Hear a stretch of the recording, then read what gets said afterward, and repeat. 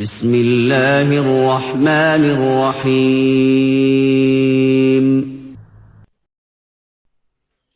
വിശ്വാസ ആചാര രംഗങ്ങളിൽ കടന്നുവരുന്ന പൊള്ളയായ പുതുപുത്തൻ വാദഗതികളെ പൂർണ്ണമായും തകർത്തെറിയുന്ന അന്ധവിശ്വാസവും അനാചാരവും സമൂഹമധ്യത്തിൽ തുറന്നു കാണിക്കുന്ന പ്രവാചകന്മാരുടെ പ്രബോധനം വക്രതയും വളച്ചുകെട്ടുമില്ലാതെ ജനസമക്ഷം വ്യക്തമാക്കി കാണിക്കുന്ന തൗഹീദി പ്രബോധനത്തിലെ ധീരമായ ഒരു കൽവെപ്പ്. അൽ ബയാൻ മൾട്ടിമീഡിയ, കാലിക്കറ്റ് യൂണിവേഴ്സിറ്റി, ഒരു KNM മേഖല ദഅവ സംരംഭം. അസ്സലാമു അലൈക്കും വറഹ്മത്തുള്ളാഹി വബറകാതുഹു. ഇന്നൽ ഹംദലില്ലാഹ് നഹ്മദുഹു വനസ്തഈനുഹു വനസ്തഗ്ഫിറുഹു വനഊദു ബില്ലാഹി മിൻ ശുറൂരി അൻഫുസിനാ വമിൻ സയ്യിആതി അഅമാലിനാ മൻ യഹ്ദിഹില്ലാഹു ഫലാ മുദില്ല ലഹു വമൻ യുദ്ലിൽ ഫലാ ഹാദിയ ലഹു വഅശ്ഹദു അൻ ലാ ഇലാഹ ഇല്ലല്ലാഹു വഹ്ദഹു ലാ ശരീക ലഹു വഅശ്ഹദു അന്ന മുഹമ്മദൻ അബ്ദുഹു വറസൂലുഹു യാ അയ്യുഹല്ലദീന ആമനു തഖുല്ലാഹ ഹഖ്ക തുഖാതിഹി വലാ തമൂതുന്ന ഇല്ലാ വഅൻതും മുസ്ലിമൂൻ. അമ്മാ ബഅദു ഫഇന്ന ഖൈറൽ ഹദീഥി കിതാബുല്ലാഹ് വഅസ്തഖസ് സുനനി സുനനു മുഹമ്മദിൻ സ്വല്ലല്ലാഹു അലൈഹി വസല്ലം വശർറൽ ഉമൂരി മുഹ്ദസാതുഹാ വകുല്ലു മുഹ്ദസത്തിൻ ബിദ്അ വകുല്ലു ബിദ്അത്തിൻ ളലാല വകുല്ലു ളലാലത്തിൻ ഫിന്നാർ. أعوذ بالله من الشيطان الرجيم. اهدنا الصراط المستقيم صراط الذين أنعمت عليهم غير المغضوب عليهم ولا الضالين. പ്രിയമുള്ള സഹോദരി സഹോദരന്മാരെ, ഇസ്ലാഹി പ്രസ്ഥാനത്തിൻ്റെ നേതാക്കളെ, പ്രവർത്തകരെ,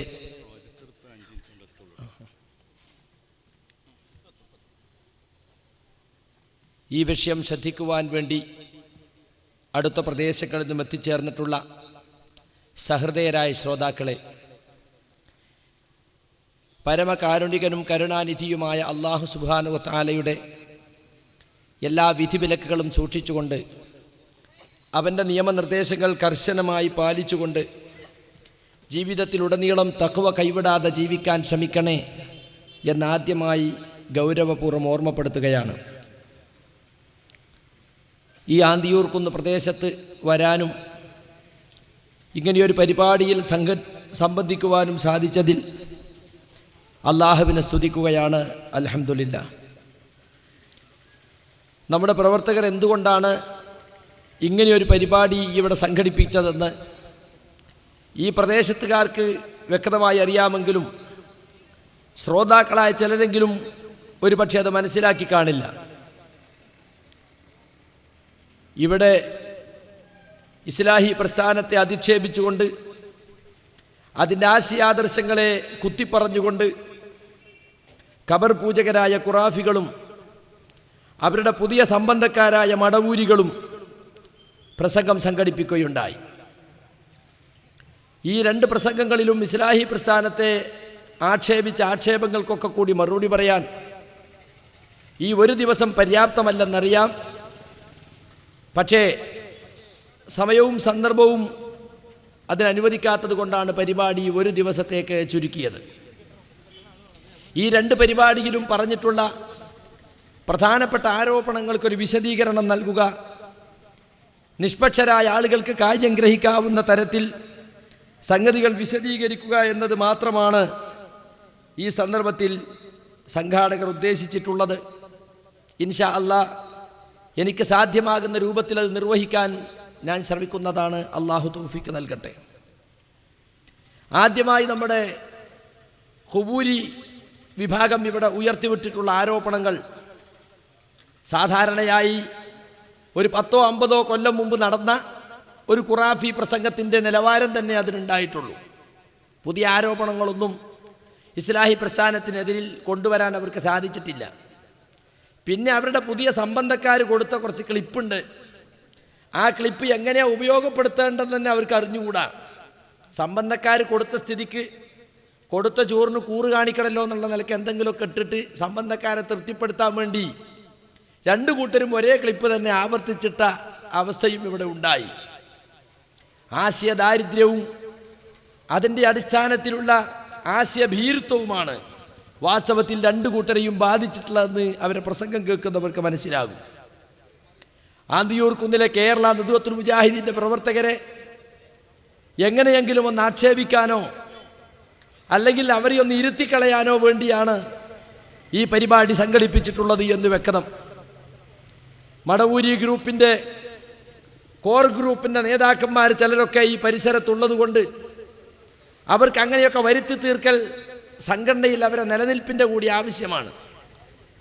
സ്വന്തം പ്രദേശത്ത് തന്നെ വേണ്ടതുപോലെ തിളങ്ങാൻ സാധിച്ചിട്ടില്ലെങ്കിൽ സംഘടനയിൽ സീറ്റ് നഷ്ടപ്പെടുമോ എന്ന് ഭയക്കുന്ന ചില മടവൂരികളും ഈ പരിപാടിയെ ആ നിലക്ക് ഉപയോഗപ്പെടുത്തിയിട്ടുണ്ട് എന്ന് ഞാൻ സംശയിക്കുകയാണ്. മുജാഹിദുകളെ സംബന്ധിച്ച് കുബൂരികൾ പറഞ്ഞിട്ടുള്ള പ്രധാന ആരോപണം മുജാഹിദുകൾ ഖവാരിജുകളാണ്, ഖവാരിജിൻ്റെ അനുയായികളാണ്. വാസ്തവത്തിൽ ആരാണ് ഖവാരിജുകൾ?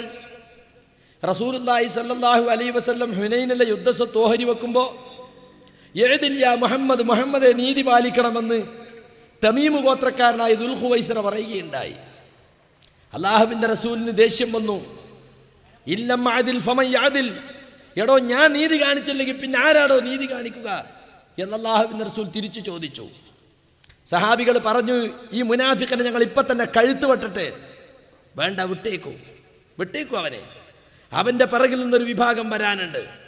അവർ ഖുർആൻ ഓതും, അവരെ തൊണ്ടക്കുഴിക്കപ്പുറം അത് പോവുകയില്ല.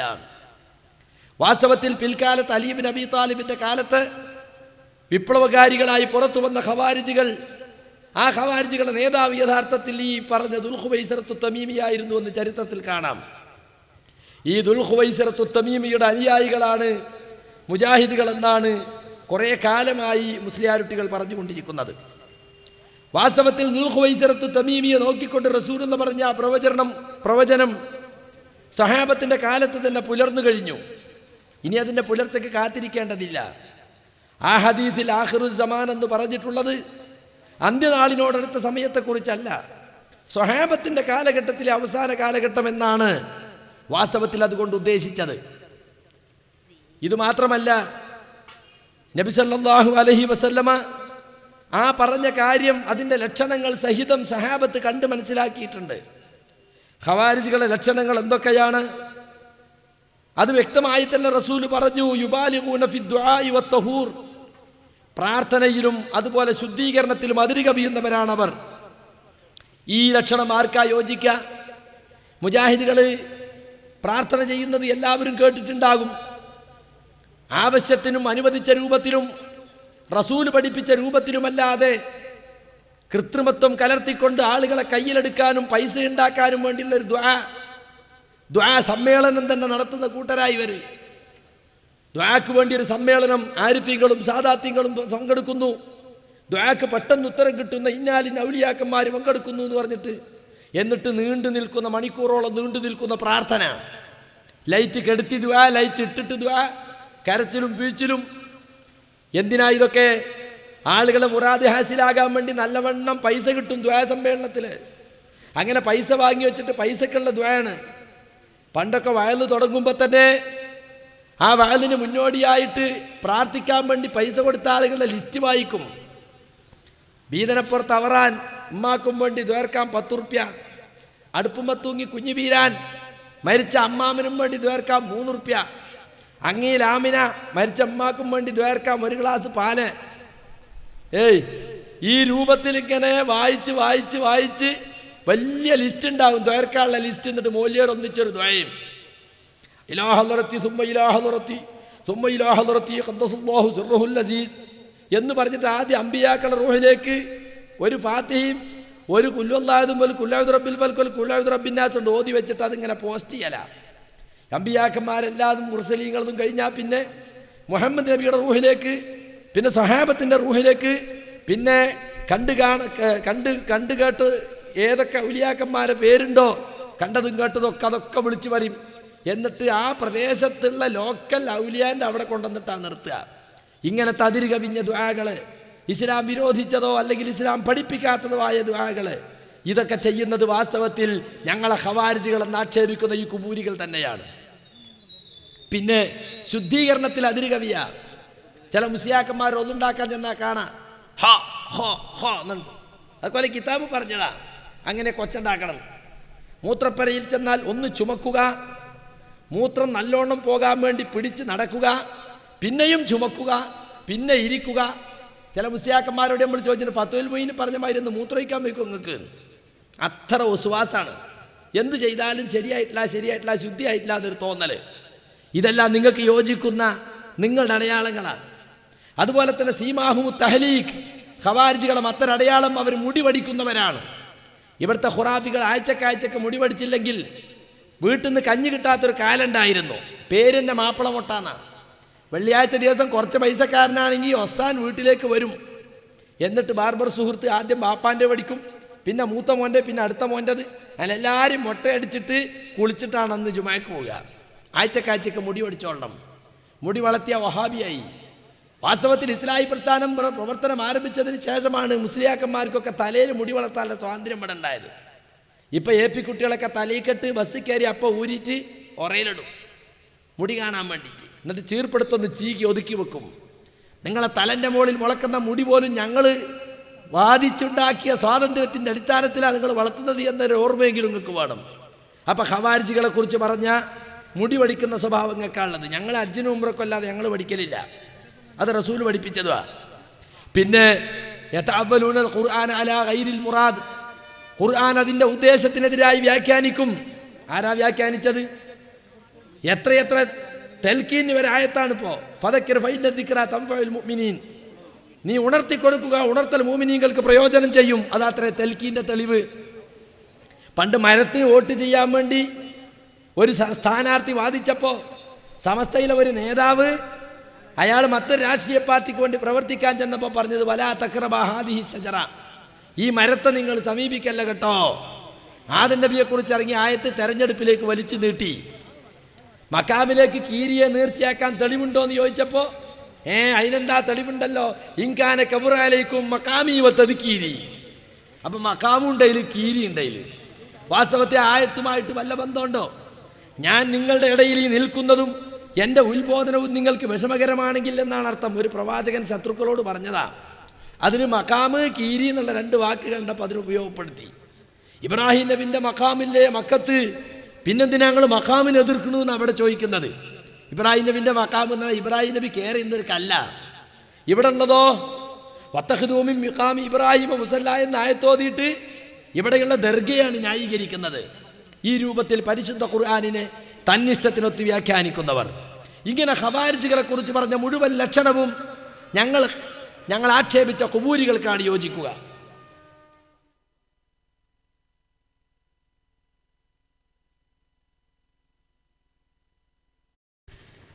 ജിന്നും സിഹിറും മടവൂരികളും എന്ന ഒരു ചെറിയ കൃതി സാൽവേഷനിൽ വിതരണം ചെയ്യാൻ വേണ്ടി എത്തിയിട്ടുണ്ട്.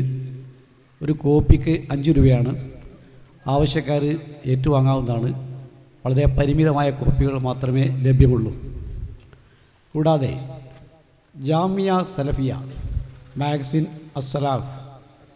അസ്സലഫ് സമ്മേളന നഗരിയിൽ വിൽപ്പനക്കുണ്ട്. അതുകൂടെ ശ്രദ്ധിക്കണമെന്ന് ആവശ്യപ്പെടുകയാണ്. പ്രഭാഷണത്തിന് വേണ്ടി മൈൽ ക്ഷണിച്ചു കൊടുക്കുന്നു. അപ്പോൾ ഖവാരിജികൾക്ക് പറഞ്ഞിട്ടുള്ള മുഴുവൻ ലക്ഷണവും യോജിച്ചു വരുന്നത് ഇവിടുത്തെ ഖുബൂരികൾക്കാണ്. അതുകൊണ്ട് ആ ആരോപണം ഞങ്ങൾ തിരിച്ചങ്ങോട്ട് നൽകുകയാണ്. ആ പറഞ്ഞ ലക്ഷണമൊക്കെ ഒത്തവർ നിങ്ങളാണ്. ഞങ്ങൾ വിശ്വസിക്കുന്നത് ആ ഹദീസിൻ്റെ പ്രവചനം പൂർത്തിയായി എന്നാണ്. പക്ഷേ ആ ഹദീസിൽ പറഞ്ഞ ഖവാരിജികളുടെ സ്വഭാവങ്ങൾ എണ്ണി റസൂൽ പറഞ്ഞത് ഒന്നൊഴിയാതെ യോജിക്കുന്നൊരു വിഭാഗം ഇന്ന് കേരളത്തിലുണ്ടെങ്കിൽ അത് നിങ്ങളാണ് എന്നാണ് ഖുബൂരികളോട് ഞങ്ങൾക്ക് ആദ്യമായി പറയാനുള്ളത്. പിന്നെ ഞങ്ങളെക്കുറിച്ച് പ്രസംഗത്തിലുടനീളം പുത്തൻവാദികളാണെന്നാ പറഞ്ഞിട്ടുള്ളത്, മുബുത്തദിയുകൾ. എടോ, എന്താണ് പുത്തൻവാദം? ഇസ്ലാമിൽ പുത്തനും പഴയതും തീരുമാനിക്കാനുള്ള മാനദണ്ഡം എന്താ? ഞാൻ കേട്ടിട്ടില്ലാത്തത്, എൻ്റെ ഉപ്പ കേട്ടിട്ടില്ലാത്തത്, എൻ്റെ ഉപ്പാൻ്റെ ഉപ്പ കേട്ടിട്ടില്ലാത്തത്, അതൊക്കെ പുത്തനാ? അല്ല. ഇസ്ലാമിലൊരു കാര്യം പുത്തനോ പഴയതോ ഒന്ന് തീരുമാനിക്കണമെങ്കിൽ റസൂലിൻ്റെ കാലത്തുണ്ടോ സഹാബത്തിൻ്റെ കാലത്തുണ്ടോ എന്നാണ് നോക്കേണ്ടത്. റസൂലിൻ്റെ കാലത്തും സഹാബത്തിൻ്റെ കാലത്തുമുള്ള ഒരു വിശ്വാസം അല്ലെങ്കിൽ ആചാരം, അത് മതപരമായ അർത്ഥത്തിൽ പഴയതാണ്, അതൊരിക്കലും പുതിയതല്ല. മുജാഹിദ് പ്രസ്ഥാനം മുന്നോട്ട് വെക്കുന്ന മുഴുവൻ ആദർശങ്ങളും റസൂലിൻ്റെയും സഹാബത്തിൻ്റെയും കാലത്തുള്ളതാണ്. സലഫ് സാലിഹുകൾ നടന്നതാണ്, സലഫ് സാലിഹുകളുടെ ജീവിതത്തിൽ മാതൃകയാക്കി കാണിച്ചു തന്നതാണ്. അതുകൊണ്ടാണ് ഞങ്ങളെക്കുറിച്ച് സലഫികൾ എന്ന് പറയുന്നത്. സലഫ് എന്ന് പറഞ്ഞാൽ ആദ്യകാല മുസ്ലിമീങ്ങളായ സലഫ് സാലിഹീങ്ങളെ പിൻപറ്റുന്നവർ എന്നാണ് അർത്ഥം. 1400 കൊല്ലം മുമ്പുള്ള ഇസ്ലാമിലേക്ക് മുസ്ലിമീങ്ങൾ തിരിഞ്ഞു നടക്കണം എന്നാണ് ഞങ്ങൾ പറയുന്നത്. മൻ അഹദത ഫി അംരിനാ ഹാദാ മാ ലൈസ മിന്ന ഫഹുവ റദ്ദുൻ. ഈ ദീനിൽ ഇതിലില്ലാത്ത വല്ലതും പുതുതായി കൂട്ടിച്ചേർത്താൽ അത് അല്ലാഹു സ്വീകരിക്കുന്നതല്ല. അതുകൊണ്ട് നാം അതിനെ തള്ളിക്കളയണമെന്ന് പറയുന്നവരാണ് മുജാഹിദുകൾ. ദീനിൽ ഒരു പുതിയതും കൊണ്ടുവരാൻ പാടില്ല. അത് ദുആയല്ലേ, ഇത് ദിക്റല്ലേ, അത് സലാത്തല്ലേ, ഇത് വജീനം കൊടുക്കലല്ലേ എന്ന് പറഞ്ഞിട്ട് പുതിയ പുതിയ ആശയങ്ങളും ആചാരങ്ങളും കൊണ്ടുവരുന്നതിനെ ശക്തിയുക്തം എതിർക്കുന്നവരാണ് വാസ്തവത്തിൽ മുജാഹിദുകൾ. ഈ പറയുന്ന കൂട്ടരോ, ഇവർ ഞങ്ങളെ പുത്തൻവാദി എന്ന് വിളിക്കുന്നുണ്ടല്ലോ, ഇവർക്ക് എടുക്കാനും പുതക്കാനും ഇരിക്കാനും ഒക്കെ പുത്തൻവാദങ്ങളാണ്. 5 വക്ത നിസ്കാരം കഴിഞ്ഞാൽ ഒരു കൂട്ട പ്രാർത്ഥന, മുസ്ലിയാൻ അവിടെ നിന്ന് പ്രാർത്ഥിക്കുന്നു, പിന്നിലുള്ളവർ ആമീൻ പറയുന്നു. അള്ളാഹുവിൻ്റെ റസൂൽ 20,000 വക്ത ഫർള് നിസ്കരിച്ചും ഒരിക്കൽ പോലും അത് കാണിച്ചു തന്നിട്ടില്ല.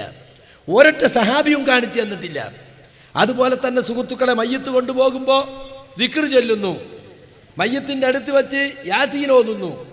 അതുപോലെ മയ്യത്ത് കൊണ്ടുപോയി കഴിഞ്ഞാൽ അവിടെ തൽഖീൻ അഥവാ ചോദ്യത്തിന് ഉത്തരം മേലെന്ന് പറഞ്ഞു കൊടുക്കുന്നു, ഖബർ കെട്ടിപ്പൊന്തിക്കുന്നു. എന്നിട്ടോ മരിച്ച വീട്ടിൽ 3, 7, 14, 40 ആണ്ട് അടിയന്തരങ്ങളൊക്കെ നടത്തുന്നു. ഇതെല്ലാം തനിച്ച ബിദഅത്തുകളാണ്, പുത്തൻവാദങ്ങളാണ്. ഇതെല്ലാം കൊണ്ടു നടക്കുന്ന ആളുകൾ റബീഉൽ അവ്വൽ മാസത്തിൽ മീലാദ് കൊണ്ടാടുന്നു. അള്ളാഹുവിൻ്റെ റസൂലിന് 40-ാമത്തെ വയസ്സിൽ വഹയി കിട്ടിയിട്ട് 63-ാമത്തെ വയസ്സിൽ വഫാത്താകുന്നത് വരേക്ക് 22ഓളം റബീഉൽ അവ്വൽ കഴിഞ്ഞു പോയി. ഒരൊറ്റ റബീഉൽ അവ്വൽ പോലും റസൂൽ ആഘോഷിച്ചിട്ടില്ല. 30ഓളം വർഷം ഖുലഫാഉർ റാഷിദീങ്ങൾ ഭരണം നടത്തി, അവരാഘോഷിച്ചിട്ടില്ല. 3 നൂറ്റാണ്ട് കഴിഞ്ഞിട്ടാണ് ഈ സമ്പ്രദായം മുസ്ലിം ലോകത്തുണ്ടായതെന്ന് മൗലീദ് പ്രേമികൾ തന്നെ എഴുതി വെച്ചത് എത്രയോ സ്റ്റേജുകളിൽ ഞങ്ങൾ വായിച്ചിട്ടുണ്ട്. അപ്പോൾ ഉടുക്കാനും പുതക്കാനും വിരിക്കാനും ഒക്കെ പുത്തൻവാദം. എന്നിട്ട് ഞങ്ങളെക്കുറിച്ചൊരു ആക്ഷേപവും, നിങ്ങളാ പുത്തൻവാദികൾ. എടോ, ഞങ്ങളെ പുത്തൻവാദി എന്ന് നീ ചൂണ്ടിപ്പറയുമ്പോൾ 4 വിരൽ നിന്റെ നേരെയാണ് ചൂണ്ടുന്നത്. വാസ്തവത്തിൽ യഥാർത്ഥ പുത്തൻവാദി നിങ്ങളാണ്. എന്നിട്ട് ഇവിടെ പറഞ്ഞിട്ടുണ്ട്, പുത്തൻവാദികളോട് സലാം പറയരുത്, പുത്തൻവാദികളെ ജനാസ സംസ്കരിക്കരുത്. അതൊക്കെ നിങ്ങളോടാ സലാം പറയാൻ പാടില്ലാത്തത്, നിങ്ങളോടാ ജനാസ സംസ്കരിക്കാൻ പാടില്ലാത്തത് ഞങ്ങളല്ല. ഞങ്ങളെ സംബന്ധിച്ചിടത്തോളം ഞങ്ങൾ പറയുന്ന ഏത് കാര്യമാണ് പുത്തൻ നിങ്ങൾക്ക് തെളിയിക്കാൻ സാധിച്ചിട്ടുണ്ടോ? ആകപ്പാടെ പറഞ്ഞത് ജുമാ ഖുതുബ മലയാളത്തിലാക്കിയിരിക്കുന്നു, അത് റസൂൽ ചെയ്തിട്ടില്ല. പറയുന്ന കേട്ടാ തോന്നുന്ന വേറെയുള്ള എല്ലാ വയലും നബി മലയാളത്തിൽ പറഞ്ഞിട്ട് ഇത് മാത്രം നബി അറബി പറഞ്ഞാണ്.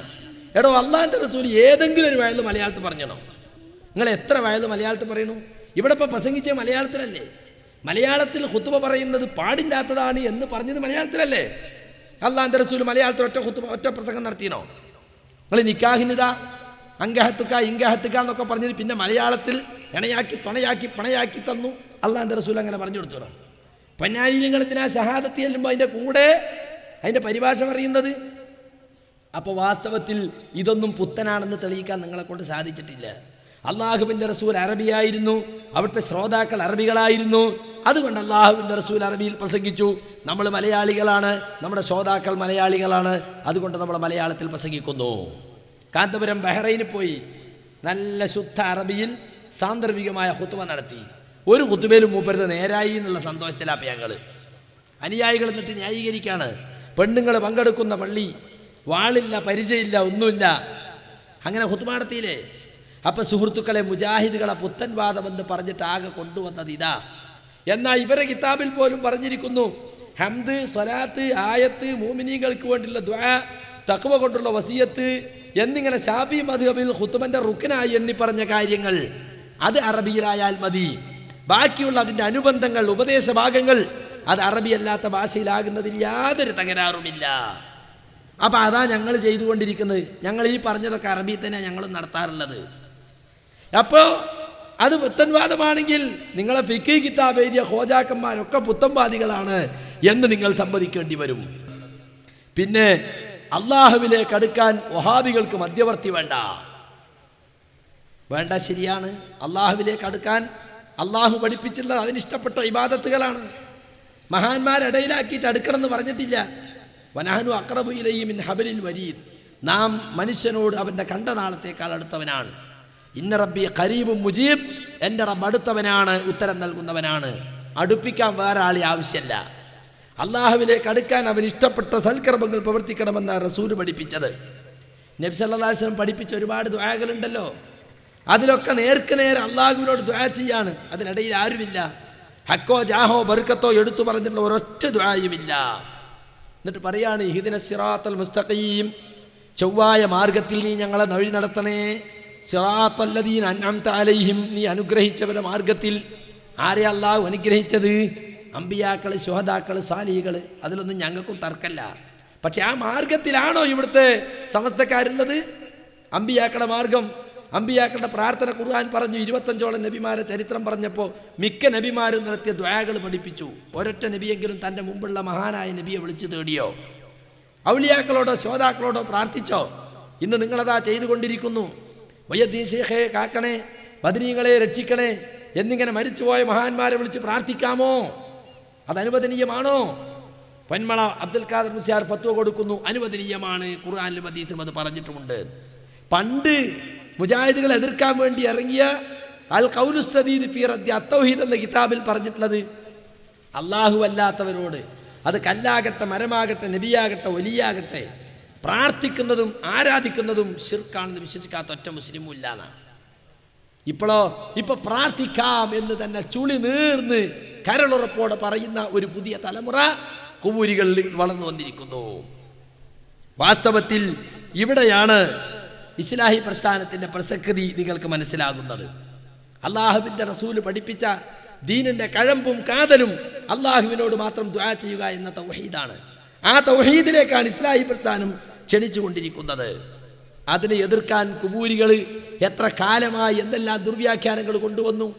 പക്ഷേ എല്ലാം അവർക്ക് ജനങ്ങളെ മുമ്പിൽ തെളിയിക്കാൻ കഴിയാതെ ഇന്നും പള്ളിദർസുകളിൽ പഠിച്ച, പള്ളിദർസുകളിൽ ഓതിപ്പഠിപ്പിച്ച് മുദരിസുകളായിരുന്നവർ ഇസ്ലാഹി പ്രസ്ഥാനത്തിലേക്ക് നിരന്തരം കടന്നു വന്നുകൊണ്ടിരിക്കുകയാണ്. ഓരോ ഇസ്ലാഹ് മാസികയും പുറത്തിറക്കുന്നത് ഓരോ മുസ്ലിയാരുടെ അനുഭവങ്ങൾ, പുതുതായി ഇസ്ലാഹി പ്രസ്ഥാനത്തിലേക്ക് കടന്നു വന്നവരുടെ അനുഭവങ്ങൾ വെച്ചുകൊണ്ടാണ്. എത്ര ആയിരക്കണക്കിന് ഖുറാഫി മുസ്ലിയാക്കന്മാരിൽ ഓരോ കൊല്ലം ഇറങ്ങുന്നത്. മർക്കസിൽ നിന്ന് ഇറങ്ങുന്നുണ്ട്, പട്ടിക്കാട്ടിൽ നിന്ന് ഇറങ്ങുന്നുണ്ട്, വളാഞ്ചേരിയിൽ നിന്ന് ഇറങ്ങുന്നുണ്ട്, നന്ദിയിൽ നിന്ന് ഇറങ്ങുന്നുണ്ട്, കാസർഗോഡ് സായദിയിൽ നിന്ന് ഇറങ്ങുന്നുണ്ട്, പിന്നെ മുക്കിനുള്ള പള്ളി ദർസും ഒക്കെ ഇറങ്ങുന്നുണ്ട്. ഇങ്ങനെ ആയിരക്കണക്കിന് എണ്ണം ഇറങ്ങിയിട്ടും ഈ ഖുറാഫാത്ത് പ്രചരിപ്പിച്ചിട്ടും ഇസ്ലാഹി പ്രസ്ഥാനത്തിലേക്ക് സാധാരണക്കാർ മാത്രമല്ല പണ്ഡിതന്മാർ പോലും കടന്നു വരുന്ന കാഴ്ചയാണ് കാണുന്നത്. എന്താ കാര്യം? ഞങ്ങളെപ്പോലത്തെ ആളുകളെ യോഗ്യത കൊണ്ടല്ല, ഞങ്ങളെ നേതാക്കന്മാരുടെ പണക്കൊഴുപ്പോ അല്ലെങ്കിൽ ആൾസ്വാധീനമോ കണ്ടിട്ടല്ല. പിന്നെയോ ഈ ആദർശത്തിൻ്റെ പരിശുദ്ധി അവർക്ക് ബോധ്യപ്പെടാണ്. അറിഞ്ഞ സത്യങ്ങൾ തുറന്നു പറയാനുള്ള വേദി എന്ന നിലക്ക്, മനസാക്ഷിക്ക് അനുകൂലമായി പ്രസംഗിക്കാൻ പറ്റിയ വേദി എന്ന നിലക്ക്, പഠിച്ച കാര്യങ്ങൾ വളച്ചുകെട്ടില്ലാതെ നേർക്കുനേരെ പറയാൻ പറ്റിയ വേദി എന്ന നിലക്ക് പണ്ഡിതന്മാർ ഇസ്ലാഹി പ്രസ്ഥാനത്തിലേക്ക് വന്നുകൊണ്ടിരിക്കുകയാണ്. അതിനെ തടഞ്ഞു നിർത്താൻ നിങ്ങൾക്ക് കഴിയില്ല. ഞങ്ങൾ സഹാബത്തിൻ്റെ മാർഗത്തിലാണ് എന്നിങ്ങനെ ഇടക്കിടക്ക് പറഞ്ഞത് കൊണ്ട് നിങ്ങൾ സഹാബത്തിൻ്റെ മാർഗത്തിലാവുകയില്ല. സഹാബത്തിൻ്റെ മാർഗമാണോ വാസ്തവത്തിൽ നിങ്ങളിപ്പോൾ കൊണ്ട് നടക്കുന്നത്? ഇവിടെ പ്രസംഗിച്ച മുസ്ലിയാർ പറയുന്നത് അള്ളാഹുവിൻ്റെ റസൂലിൻ്റെ ജീവിതകാലത്തും മരണശേഷവും തവസ്സുൽ ചെയ്യുക എന്നതായിരുന്നു സഹാബത്തിൻ്റെ മാർഗം. തവസ്സുലുണ്ട്. തവസ്സുൽ എന്ന സൽക്കർമ്മങ്ങൾ കൊണ്ട് അള്ളാഹുവിലേക്ക് അടുക്കുന്നത് ഒരു തവസ്സുല. അള്ളാഹുവിൻ്റെ അസ്മാ സിഫാത്തുകൾ എടുത്തു പറഞ്ഞുകൊണ്ട് പ്രാർത്ഥിക്കുന്നത് ഒരു തവസ്സുല. ഏതെങ്കിലും ഒരു മുസ്ലിം മറ്റൊരു മുസ്ലിമിനോട് ദുആ ചെയ്യാൻ ആവശ്യപ്പെടുന്നത് തവസ്സുലാണ്. പക്ഷെ ജീവിച്ചിരിക്കുന്ന കാലത്ത് റസൂലുള്ളാഹിനോട് ദുആ ചെയ്യാൻ ആവശ്യപ്പെട്ട സഹാബത്ത് അവിടുത്തെ വഫാത്തിന് ശേഷം ഒരിക്കൽ പോലും നബിയുടെ ഖബറിൽ പോയിട്ട് നബിയെ നിങ്ങൾ എനിക്ക് വേണ്ടി ദുആ ചെയ്യണമെന്ന് പറഞ്ഞ സ്വഹീഹായ ഒറ്റ സംഭവമല്ല. മഴ കിട്ടാതെ വിഷമിച്ചപ്പോൾ ജുമഅക്ക് വന്നിട്ട് പറഞ്ഞു, നബിയെ കാലികൾ പോലും ചത്തൊടുങ്ങാൻ തുടങ്ങി, അവിടുന്ന് ദുആ ചെയ്യണം.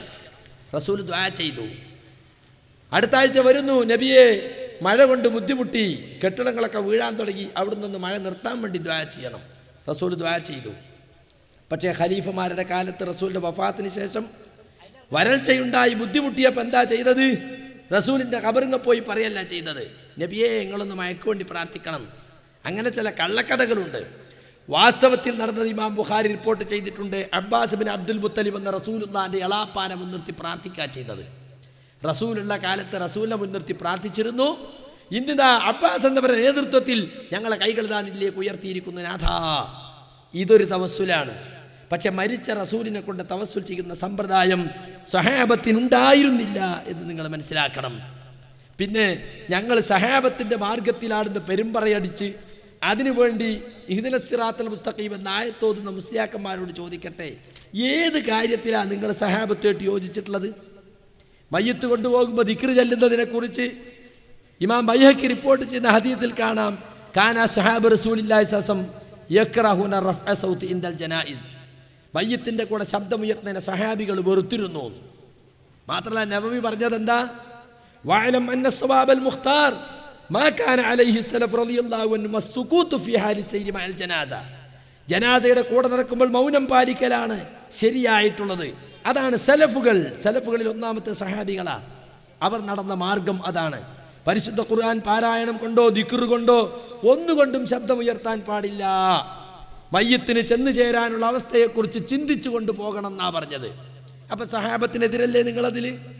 അതുപോലെ തന്നെ മരിച്ചേർത്ത് ഖുർആനോദിനെ കുറിച്ച് ഇബ്നു കസീർ ശാഫി മദ്ഹബുകാരനാ. അദ്ദേഹം വഅൻ ലൈസ ലിൽ ഇൻസാനി ഇല്ലാ മാ സഅ, മനുഷ്യൻ അവൻ്റെ പ്രയത്നമല്ലാതെ മറ്റൊന്നുമില്ല എന്ന ആയത്തിനെ വിശദീകരിച്ചു കൊണ്ട് പറഞ്ഞു. ഈ ആയത്തിൽ നിന്നാണ് ഇമാം ഷാഫി റഹ്മത്തുള്ളാഹി അലൈഹി മരിച്ചവർക്ക് വേണ്ടി ഖുർആൻ ഓതിയാൽ അതിൻ്റെ കൂലി പാർസൽ അയച്ചാൽ അത് അവർക്ക് എത്തുകയില്ല എന്ന തത്വം ആവിഷ്കരിച്ചത്. എന്നിട്ട് അദ്ദേഹം പറയുന്നു, വലിഹാദാലം യന്തുബി ഇലൈഹി റസൂലുള്ളാഹി സ്വല്ലല്ലാഹു അലൈഹി വസല്ലം ഉമ്മത്തഹു. അള്ളാഹുവിൻ്റെ റസൂല് ഈ സമുദായത്തിലേക്ക് പ്രേരിപ്പിക്കാതിരുന്ന അതുകൊണ്ടാണ്. മരിച്ചേടത്ത് ഓതണമെന്ന് റസൂല് പ്രേരിപ്പിച്ചില്ല. വലാ ഹസ്തഹും അലൈഹി, ആ കാര്യത്തിൽ പ്രോത്സാഹിപ്പിച്ചതുമില്ല. വലാ അർശദഹും ഇലൈഹി ബിനസ്സിൻ വലാ ഈമാഇൻ. കണ്ടോ, വ്യക്തമായിട്ടോ സൂചനയിലൂടെയോ അതിലേക്ക് അള്ളാഹുവിൻ്റെ റസൂൽ വഴി കാണിച്ചതുമില്ല. വലം യുൻകൽ ദാലിക അൻ അഹദിൻ മിന സ്വഹാബ റളിയല്ലാഹു അൻഹും. സഹാബികൾ ഒരാളിൽ നിന്നും മരിച്ചേടത്ത് ഓതിയത് റിപ്പോർട്ട് ചെയ്യപ്പെട്ടിട്ടില്ല. വലൗകാന ഖൈറല്ല സബഖൂന ഇലൈഹി, നല്ല കാര്യമായിരുന്നെങ്കിൽ നമ്മളെക്കാൾ മുമ്പ് അവരത് ചെയ്യില്ലേ. അപ്പം നിങ്ങൾക്ക് സഹാബത്തിൻ്റെ പിന്തുണ ഉണ്ടോ? മരിച്ച അപ്പം പോയാലോ പള്ളിക്ക് ഒരു മൗലിയാരെ കൊണ്ടുവന്നിട്ട് ഓതിയിട്ട് ഓതിൻ്റെ കൂലി മരിച്ച ആൾക്ക് കൊടുക്കണേ എന്നോൻ്റെ ഒരു പ്രാർത്ഥന, ഓൻ്റെ കൂലി കീശേക്കും അല്ലേ? ഇത് ഇസ്ലാമിലുള്ളതാ? സഹാബത്ത് കാണിച്ചെന്നതാ? ഞങ്ങൾ സഹാബത്തിൻ്റെ ആളാന്ന് പറഞ്ഞാൽ പോരാ. ഇപ്പോൾ ജാറം കെട്ടിപ്പൊക്കൽ എല്ലാ സുന്നിയും AP EK ആന ടൈഗർ ഒക്കെ നന്നു. ഇമാം ഷാഫി എന്താ പറഞ്ഞത്? വലമ്മറ ഖുബൂറൽ മുഹാജിരീന വൽ അൻസാരി മുജസ്സസതൻ. ഖബറുകൾ അൻസാറുകളെയും മുഹാജിറുകളെയും ഖബറുകൾ ഞാൻ കണ്ടിട്ടുണ്ട്.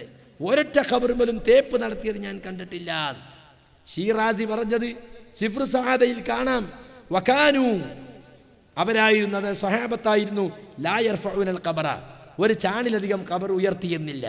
വലാ യബ്നൂന അലൈഹി ബിഅജ്രിൻ വലാ നൂറത്തിൻ വലാ ഹുജറത്തിൻ വലാ ലബിനിൻ. കല്ലോ ഇഷ്ടികയോ ഓടോ അല്ലെങ്കിൽ ചുണ്ണാമ്പോ ഒന്നുകൊണ്ടും ഖബറിന്റെ മീതെ ഒന്നും കെട്ടിപ്പടുത്തിരുന്നില്ല.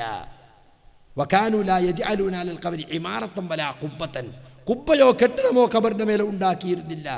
വഹാദാ കുല്ലുഹു ബിദ്അത്തുൻ വമക്റൂഹ് വമുഖാലിഫുൻ ലിത്തരീഖത്തിൻ നബവിയ്യ.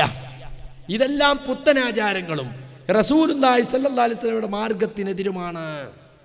അപ്പം സഹാബത്തിൻ്റെ ചര്യ എന്താ? ഒരു ചാണിലധികം ഉയർന്ന ഖബറൊക്കെ തട്ടി നിരപ്പാക്കല റസൂലിൻ്റെ ചര്യ. അലി ബിൻ അബി താലിബിന് ഭരണം കിട്ടിയ പതാ ചെയ്തത്. 25 കൊല്ലം മുമ്പ് അള്ളാഹിൻ്റെ റസൂൽ എന്നെ ജാറം തകർക്കാൻ ഏൽപ്പിച്ചിരുന്നു, അതുകൊണ്ട് ആ കാര്യത്തിന് ഞാൻ നിങ്ങളെ ഏൽപ്പിക്കുകയാണെന്ന് അബുൽ ഹയ്യാജ് എന്നവരോട് പറഞ്ഞത് ഹദീസിൽ കാണാൻ സാധിക്കും. അവിടെ നിങ്ങൾക്ക് പിന്തുണുണ്ടോ? അതുപോലെ മൗലിദ് കൊണ്ടാടുന്നത് നിങ്ങൾക്ക് പിന്തുണുണ്ടോ?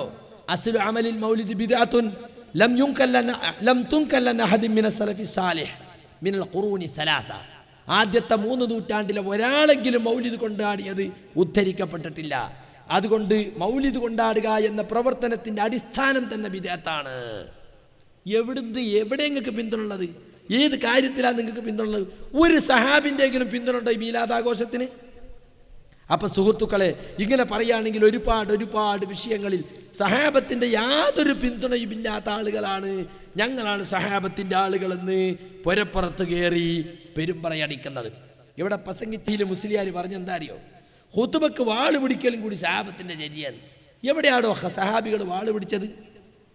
അള്ളാഹുവിൻ്റെ റസൂല് മിമ്പർ ഉണ്ടാക്കുന്നതിന് മുമ്പ് ഒരു ഈന്തപ്പന കഷ്ണത്തുമ്മൽ നിന്നിട്ടാണ് പ്രസംഗിച്ചിരുന്നത്. ഈന്തപ്പന കുറ്റി അപ്പം സ്വാഭാവികമായും ഒരു വടി ഇങ്ങനെ ഊന്നിപ്പിടിച്ചിരുന്നു. യുദ്ധത്തിൽ പ്രസംഗിക്കുമ്പോൾ ചിലപ്പോൾ വില്ല് ഊന്നിപ്പിടിച്ചിട്ടുണ്ട്. എന്നാൽ 3 പടിയുള്ള മിമ്പർ ഉണ്ടാക്കിയ ശേഷം അവിടുന്ന് വാളോ വടിയോ ഒന്നും തന്നെ ഊന്നിപ്പിടിച്ചിട്ടില്ല. ഇത് ഹദീസിൽ സ്ഥിരപ്പെട്ട കാര്യമാണ്. എന്നിട്ട് വാള് കയ്യിലെടുത്തിട്ടാണ് പ്രസംഗിക്കുന്നത്. എന്നിട്ട് കിതാബിൽ എഴുതിച്ചിരിക്കണം എന്താ അറിയോ? അന്നദ്ദീന കാമ്പ ബി സൈഫി, ഈ ദീൻ നിലനിന്നത് വാള് കൊണ്ടാണ് എന്ന് തെളിയിക്കാനാണ്. വാളാണെങ്കിൽ തിരക്കടില്ല, ബടി ചെത്തിക്കൂർപ്പിച്ച് വജ്രക്കടലാസ് ഒട്ടിച്ചിക്കുക. എന്നിട്ട് ഈ കോലുകൊണ്ടാത്ര ഇസ്ലാം നിലനിന്നത്. മുസ്ലിയാർ ഇവിടെ വന്നിട്ട് പറയാണ്, സഹാബത്ത് വാളെടുത്തിരുന്നു ഖുതുബക്ക് കേട്ടോ. പിന്നെ ഇസ്തിഗാസ, അള്ളാഹുവിനോടും സഹായം തേടാ, റസൂലിനോടും സഹായം തേടാ, മൂമിനുകളോടും സഹായം തേടാ. ശരിയാണ്, പക്ഷെ അതൊക്കെ മൂന്ന് അർത്ഥത്തിലാണ്. അള്ളാഹുവിനോട് സഹായം തേടുന്നത് പോലെ റസൂലിനോട് തേടാൻ പറ്റുമോ? പറ്റൂല. അള്ളാഹ് സഹായിക്കുന്ന പോലെ റസൂലിന് സഹായിക്കാൻ കഴിയോ? ഇല്ല. മൂമിനീങ്ങൾ പരസ്പരം പല കാര്യങ്ങൾക്കും സഹായം തേടാറുണ്ട്, പൈസ കടം ചോദിക്കാറുണ്ട്, അല്ലേ? അതുപോലെ തന്നെ മനുഷ്യനെ കൊണ്ട് കഴിയുന്ന മറ്റു കാര്യങ്ങളിൽ സഹായം ചോദിച്ചാൽ സഹായിക്കണം. സഹായിക്കാൻ കഴിവുണ്ടായിട്ടും സഹായിച്ചില്ലെങ്കിൽ അത് കുറ്റാണ്. എന്നാൽ അള്ളാഹുവിനോട് നമ്മൾ സഹായം ചോദിക്കുന്നത് അതുപോലെയാണോ? കാര്യകാരണ ബന്ധങ്ങൾക്കപ്പുറത്തുള്ള അഭൗതികമായ അർത്ഥത്തിലുള്ള സഹായത്തട്ടം അതാണ് അള്ളാഹുവിനോട് നടത്തുന്നത്. എന്നിട്ട് മുസ്ലിയാർ എല്ലാം കൂടി കൂട്ടിക്കുഴച്ചിട്ട് ഇവിടുത്തെ ജാറപ്പൂജയെ ന്യായീകരിക്കാനാണ് മുസ്ലിയാർ ശ്രമിക്കുന്നത്. അള്ളാഹുവിൻ്റെ റസൂൽ നമുക്ക് സഹായം ചെയ്തിട്ടുണ്ട്. എന്താ സഹായം? ഒന്നാമത്തെ സഹായം അവിടുന്ന് നമുക്ക് ഹിദായത്തിൻ്റെ വഴി കാണിച്ചു തന്നു എന്നുള്ളതാണ്. അള്ളാഹുവിൻ്റെ ദീൻ നമുക്ക് എത്തിച്ചു തന്നു എന്നതാണ്. നമുക്ക് നേതൃത്വം നൽകി എന്നതാണ്. റസൂൽ വഫാത്തായാലും അവിടുന്ന് കൊണ്ടുവന്ന ദീൻ ഇന്നും നമുക്ക് വെളിച്ചം കാണിച്ചു കൊണ്ടിരിക്കുകയാണ്. നന്മ തിന്മകൾ വിശദീകരിച്ചു, ഹറാം ഹലാലുകൾ വിശദീകരിച്ചു. ഇതൊക്കെ റസൂൽ ചെയ്ത സഹായമാണ്. പക്ഷേ അതൊന്നും മരിച്ച റസൂലിനെ വിളിച്ച് സഹായം തേടാനുള്ള തെളിവായിട്ട് ഒരൊറ്റ മുസ്ലിമീങ്ങളും മുൻകാലത്തൊന്നും പറഞ്ഞിട്ടില്ല. ഇപ്പം ജാറ വരുമാനത്തിൽ കണ്ണ് നട്ടിട്ട് മുസ്ലിയാക്കന്മാരത് പറഞ്ഞുകൊണ്ടിരിക്കുകയാണ്. പിന്നെ ബുദ്ധിമുട്ട് വരുമ്പോഴൊക്കെ സ്വഹാബത്ത് നബിയോട് സങ്കടം ബോധിപ്പിച്ചു. എന്താ തെളിവ്?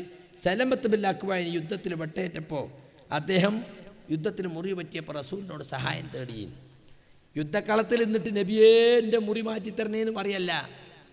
യുദ്ധത്തിൽ വെട്ടേറ്റപ്പോൾ യുദ്ധത്തിൽ റസൂലുള്ള അവിടുത്തെ നേതാവാണ്. നേതാവിൻ്റെ അടുത്ത് വന്നിട്ട് സങ്കടം പറഞ്ഞു. അപ്പോൾ അള്ളാഹുവിൻ്റെ റസൂൽ തടവിക്കൊടുത്തു, ഊതിക്കൊടുത്തു, സുഖമായി.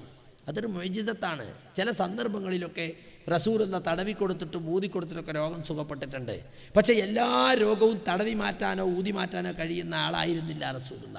അത് അള്ളാഹു അവനുദ്ദേശിക്കുന്ന ചില സന്ദർഭങ്ങളിൽ ചില ആളുകൾക്ക് പ്രത്യേകമായി അള്ളാഹു റസൂലിലൂടെ മുഅ്ജിസത്ത് പ്രകടിപ്പിച്ചതാ. റസൂലുള്ളാഹിക്ക് രോഗം വന്നിട്ടില്ലേ? പനിച്ചിട്ടില്ലേ? ബോധം കെട്ടിട്ടില്ലേ? നിങ്ങളിൽ 2 ആൾക്ക് പനിക്കുന്നത് പോലെ എനിക്ക് പനിക്കുന്നു എന്ന് റസൂൽ പറഞ്ഞിട്ടില്ലേ? നബിൻ്റെ മകളുടെ കുട്ടി സക്കറാത്തിൽ മൗത്ത് കിടക്കുമ്പോൾ കയ്യിലേക്ക് എടുത്തു കൊടുത്തു, രോഗം മൂർച്ഛിച്ചു, കുട്ടി മരിക്കുക ചെയ്തത്. റസൂൽ ഇങ്ങനെ കരയാണ്. നബിക്ക് രക്ഷിക്കാൻ സാധിച്ചോ? നബി നിങ്ങൾ കരയാന്നാണ് സഹാബികൾ ചോദിച്ചത്. അപ്പം എന്താ പറഞ്ഞത് അറിയോ? ഇതെൻ്റെ ദൗർബല്യമല്ല സായദേ, അള്ളാഹു മനുഷ്യൻ്റെ ഹൃദയത്തിലിട്ട കാരുണ്യമാണ്. സ്വന്തം പേരക്കുട്ടിയെ രക്ഷിക്കാൻ റസൂലുള്ളാഹിക്ക് സാധിച്ചില്ല, നിസ്സഹായനായി നിന്ന് കരയാണ്. സ്വന്തം ഭാര്യ ഖദീജ ബി മരിച്ചു, അല്ലേ? ചരിത്രകാരന്മാർ അതിന് ഹാമുൽ ഹുസൻ എന്ന് പറഞ്ഞിട്ടുണ്ട്. നബി പേരിട്ടതല്ല അത്. കണ്ടോ? ദുഃഖത്തിൻ്റെ വർഷം. എളാപ്പ മരിച്ചു, താങ്ങും തണലുമായിരുന്നു. നബിക്ക് തടുക്കാൻ കഴിഞ്ഞോ? അപ്പം സുഹൃത്തുക്കളെ, ഇതൊന്നും ആലോചിക്കാതെ ഏതെങ്കിലും ഒരു മുഅ്ജിസത്തിൻ്റെ സംഭവം എടുത്തിട്ട് ഇങ്ങോട്ട് പറയാം. സലമത്ത് ബിൻ അക്വ യുദ്ധക്കളത്തിൽ നിന്നുകൊണ്ട് നബിയുടെ സന്നിധിയിൽ വരാതെ മുഹമ്മദ് നബിയെ എന്നെ രക്ഷിക്കണേ എന്ന് പറഞ്ഞിട്ടുണ്ടോ? എന്നാൽ നിങ്ങൾ പറഞ്ഞ തെളിവാ. ഇത് നേർക്ക് നേർ റസൂലുള്ളാഹിന്റെ അടുത്ത് വന്നിട്ട് പരിഹാരം തേടിയതാണ്. അപ്പം മുഅ്ജിസത്തിലൂടെ അല്ലാഹു സുബ്ഹാനഹു വ തആല അദ്ദേഹത്തിലൂടെ റസൂലിലൂടെ വെളിപ്പെടുത്തിയ മുഅ്ജിസത്ത് കൊണ്ട് അദ്ദേഹത്തിൻ്റെ രോഗം സുഖപ്പെട്ടു. ഇതാണ് വാസ്തവത്തിൽ സംഭവിച്ചിട്ടുള്ളത്. എന്നാൽ വേറെ ഒരു കള്ളക്കഥ. ഏതാ കള്ളക്കഥ? റസൂലുള്ളാഹി സ്വല്ലല്ലാഹു അലൈഹി വസല്ലമയുടെ മരണശേഷം ഒരാൾ മഴ കിട്ടാതെ വന്നപ്പോൾ റസൂലുള്ളാഹിൻ്റെ ഖബറുകൾ വന്നിട്ട് ഇസ്തസ്ഖിലി ഉമ്മതിക, നബിയെ നിങ്ങളുടെ ഉമ്മത്തിനു വേണ്ടി നിങ്ങൾ മഴയെ ചോദിക്കണം എന്ന് പറഞ്ഞു എന്നാണ്. ആരാ വന്നത്? ജാഅ റജുലുൻ ഇലാ ഖബരി നബിയിന, ഏതോ ഒരു ചങ്ങായി വന്നു. കണ്ടോ? ഏതോ ഒരു ചങ്ങായി വന്നു എന്നാണ്. ഓ മുസ്ലിമാണോ അമുസ്ലിമാണോ ഒന്നും അറിഞ്ഞൂടാ. ജാഅ റജുലുൻ ഇലാ ഖബരി നബിയി. ഇനി മുസ്ലിം ആണെങ്കിൽ തന്നെ വിശ്വസ്തനാണോ അതൊന്നും അറിഞ്ഞൂടല്ലോ. ഏതോ ഒരാൾ വന്ന് ചെയ്തത് ഇസ്ലാമിൽ തെളിവാ. അത് സഹീഹാണെങ്കിൽ തന്നെ, പക്ഷേ ഇത് സഹീഹായ സംഭവമല്ല എന്ന് മാത്രമല്ല, പിന്നെയോ ഉമർ ഖത്താബ് അത് അംഗീകരിച്ചു എന്നാ. കാരണം ഇയാൾ സ്വപ്നം കണ്ടു. സ്വപ്നത്തിൽ റസൂൽ പ്രത്യക്ഷപ്പെട്ടിട്ട് ഉമറിൻ്റെ അടുത്ത് പോകണം, ഉമറിനോട് നല്ല നിലക്ക് വർത്തിക്കാൻ വേണ്ടി പറയണമെന്ന് റസൂൽ നിർദ്ദേശിച്ചു അത്രേ. അപ്പോൾ ഉമർ ഖത്താബിൻ്റെ അടുത്ത് ചെന്നിട്ട് പറഞ്ഞ്, ഞാനിങ്ങനെ റസൂലിൻ്റെ സ്വപ്നം കണ്ടു, നിങ്ങൾക്ക് സലാം പറഞ്ഞിട്ടുണ്ട്. അത് കേട്ടപ്പോൾ ഉമർ ഖത്താബ് കരഞ്ഞൂന്നാ. അതല്ലാതെ ഞാൻ റസൂലിൻ്റെ കബറിങ്ങ പോയി എന്നിട്ട് ഞാനിങ്ങനെ ഇസ്തസ്കീൽ ഉമ്മത്തിക്കാന്ന് പറഞ്ഞ് അപ്പം അത് ഉമർ ഖത്താബ് അംഗീകരിച്ചു എന്നാ മുസ്ലിയാക്കന്മാർ വരുത്തി തീർക്കുന്നത്. അതെല്ലാം മുസ്ലിയാക്കന്മാരെ ഭാവനാവിലാസങ്ങളാണ്. ആ പറഞ്ഞ റിപ്പോർട്ടിൽ അതൊന്നുമില്ല. ഇങ്ങനത്തെ കള്ള റിപ്പോർട്ടുകൾ ഉന്നയിച്ചുകൊണ്ടാണ് മുസ്ലിയാർ ഇവിടെ ശിർക്ക് സ്ഥാപിക്കാൻ ശ്രമിച്ചത്. പക്ഷേ അതൊന്നും വിശ്വസിക്കുന്നവർ 5% പോലും ഇന്ന് ആന്തിയൂർക്കുന്നിൽ അള്ളാൻ്റെ വേണ്ടുകൊണ്ടില്ല. അതുകൊണ്ടാണ് വിശദമായി പറയാതെ ഞാൻ സൂചന മാത്രം നൽകിക്കൊണ്ടു പോകുന്നത്. പിന്നെ ബിലാൽ ബിനുൽ ഹാരിസുൽ മുസ്നി എന്ന സഹാബിയാണ് ആ പോയത് എന്ന് ആര് പറഞ്ഞു? സൈഫ് എന്ന കള്ളം പറഞ്ഞു, പെരുങ്കള്ളൻ. മുഹദ്ദിസീങ്ങൾ അസ്മാഉർ റിജാലിന്റെ കിതാബിൽ പെരുങ്കള്ളൻ എന്ന് പറഞ്ഞൊരു സൈഫ് എന്ന് പറഞ്ഞ ആളുണ്ട്. അയാൾ പറഞ്ഞുണ്ടാക്കിയതാണ് ഈ വന്നത് ബിലാൽ ബിൻ ഹാരിസുൽ മുസ്നിയാണ്. വിശ്വസ്തരായ ഒരാളും പറഞ്ഞിട്ടില്ല. ഇങ്ങനത്തെ കള്ളക്കഥകളാണ് മുസ്ലിയാക്കന്മാർ ഞങ്ങൾ സഹാബത്തിൻ്റെ മാർഗത്തിലാണ് എന്ന് വരുത്താൻ വേണ്ടി പറഞ്ഞത്. സഹാബികൾ ചെയ്തത് അബ്ബാസ് ബിൻ അബ്ദുൽ മുത്തലിബ് എന്നിവരെ കൊണ്ട് പ്രാർത്ഥിക്കുകയാണ്. അതുപോലെ തന്നെ മറ്റൊരു സഹാബിയെ കൊണ്ട് മുആവിയ റളിയല്ലാഹു അൻഹുവിന്റെ കാലത്ത് ദുആ ചെയ്യിച്ചത് സ്വഹീഹായ ഹദീസിൽ കാണാം. എന്തെല്ലാം സംഭവങ്ങൾ അവിടെ ഉണ്ടായി. റസൂലുള്ളാഹി സ്വല്ലല്ലാഹു അലൈഹി വസല്ലം ഭൗതിക ശരീരം മറവ് ചെയ്യുന്നതിന് മുമ്പല്ലേ ഖലീഫ ആരാകണമെന്ന് തർക്കമുണ്ടായത്? ആരെങ്കിലും റസൂലിൻ്റെ ഭൗതിക ശരീരം അവിടെ കിടക്കുകയാണല്ലോ, പോയി ചോദിച്ചോ? അല്ലെങ്കിൽ റസൂൽ ഇങ്ങോട്ട് ഇടപെട്ടിട്ട് അശരീരി പുറപ്പെടുവിച്ചോ? ഇല്ലല്ലോ. ജമൽ സിഫീൻ യുദ്ധം, സഹാബത്ത് തമ്മിൽ യുദ്ധമുണ്ടായപ്പോഴെങ്കിലും ആരാണ് സത്യത്തിൻ്റെ കക്ഷിയെന്ന് റസൂലിൻ്റെ കബറിങ്ങ പോയി ചോദിച്ചോ? ചോദിച്ചിട്ടില്ല. ഇങ്ങനെ അനവധി സംഭവങ്ങളുണ്ട്. അപ്പം റസൂൽ വഫാത്തായതിനു ശേഷം ജീവിച്ചിരിക്കുന്ന കാലത്ത് പ്രശ്നപരിഹാരത്തിന് പോകുന്നത് പോലെ ഖബറിൻ്റെ അടുത്ത് പോയി പ്രശ്നപരിഹാരം നടത്തുന്ന ഒരു സമ്പ്രദായം അവർക്കുണ്ടായിരുന്നില്ല. പിന്നെ മുസ്ലിയാർ ഒരുപാട് സമയമെടുത്ത് സംസാരിച്ചത് ബർക്കത്തെടുക്കലാണ്. റസൂലുള്ളാഹി സ്വല്ലല്ലാഹു അലൈഹി വസല്ലമയുടെ മുടി സഹാബത്ത് സൂക്ഷിച്ചു വച്ചിരുന്നു. ഒരിക്കൽ ഒളുവെടുത്ത വെള്ളത്തിന് വേണ്ടി തിക്കും തിരക്കും കൂടി. അതുപോലെ ശത്രുവായ ഒരാൾ വ്യവസ്ഥ ചെയ്താമെന്ന സന്ദർഭത്തിൽ ഒരു സന്ധിക്കരാർ ഉണ്ടാക്കാൻ വന്നപ്പോൾ നബിയെ സഹാബത്ത് ഒരിക്കലും കൈയൊഴിക്കുകയില്ല എന്ന് ബോധ്യപ്പെടുത്താൻ വേണ്ടി നബി ഇങ്ങോട്ട് തുപ്പിയപ്പോൾ അതെടുത്തിട്ട് ശരീരത്തിലൊക്കെയാണ് പുരട്ടി. ഇത് കണ്ടിട്ട് ഇയാളാകെ ബേജാറായിപ്പോയി. ഇത്രയും അനുയായികൾക്ക് നേതാവിനോട് സ്നേഹമോ? അതുപോലെ എടുത്തിട്ട് മുസ്ലിയാർ പറയാണ് റസൂലിൻ്റെ കഫം എപ്പോൾ തുപ്പിയാലും അതൊക്കെ അവരെടുത്ത് ദേഹത്തെ തേച്ചിന്നു. കള്ളമാണത്. ഒരൊറ്റ സന്ദർഭത്തിൽ ശത്രുവിനെ ബോധ്യപ്പെടുത്താൻ വേണ്ടി ചെയ്തതാണെന്ന് ഫത്ഹുൽ ബാരി ഇബ്നു ഹജർ അസ്ഖലാനി പോലത്തോരൊക്കെ എടുത്തു പറഞ്ഞിട്ടുണ്ട്. ഇനി ഇതൊക്കെ ഇപ്പം എന്തിനാ കൊണ്ടുവരുന്നത്? റസൂലുള്ളാഹിന്റെ ആസാറ് വല്ലതും കിട്ടാനുണ്ടോ? അവിടുത്തെ മുടിയോ നഖമോ വിയർപ്പോ ഒന്നും കിട്ടാനില്ലല്ലോ. ഉണ്ടോ? കിട്ടാനുള്ള സാധനമാണ് ഈ തിരക്കടല്ല. സൂക്ഷിച്ചു വെക്കാൻ ഞാൻ റസൂലിൻ്റെ ഒരു മുടി കിട്ടിയാൽ നമ്മൾ സൂക്ഷിച്ചു വെക്കും. അള്ളാഹിൻ്റെ റസൂലിൻ്റെ മുടിയല്ലേ എന്ന് വിചാരിച്ചിട്ട്. റസൂലിൻ്റെ ഒരു കുപ്പായം കിട്ടിയാൽ നമ്മൾ സൂക്ഷിച്ചു വെക്കും.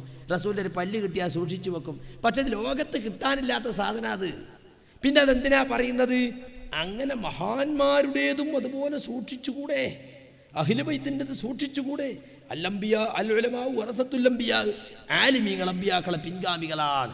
അപ്പം ഞങ്ങളെ വേർപ്പും ഞങ്ങളെ മുടിയും ഒക്കെ നിങ്ങൾ അതുപോലെ കൈകാര്യം ചെയ്യണം എന്ന് മുസ്ലിയാക്കന്മാരെ മനസ്സിലുണ്ട്. അതൊന്നും ഇനി കേരളത്തിൽ നടക്കും. നിങ്ങൾ കിനാവ് കാണണ്ട. ഇനി ഉണ്ടെങ്കിൽ നിങ്ങളെ പാളയത്തിൽ വിളമ്പിയാൽ മതിയൊക്കെ, അതൊന്നും ഇങ്ങോട്ട് വിളമ്പണ്ട. ഞങ്ങളെ സംബന്ധിച്ചിടത്തോളം അല്ലാഹുവിൻ്റെ റസൂലിൻ്റെ ശരീരത്തിന് പ്രത്യേകത ഉണ്ട്, അവിടുത്തെ ആധാറുകൾക്ക് പ്രത്യേകത ഉണ്ട്. പക്ഷെ അതിന്ന് കിട്ടുന്നില്ല. റസൂലിനോട് മറ്റാരെയും ഖിയാസാക്കാൻ പാടില്ലെന്നാണ് സഹാബത്ത് മനസ്സിലാക്കിയിട്ടുള്ളത്.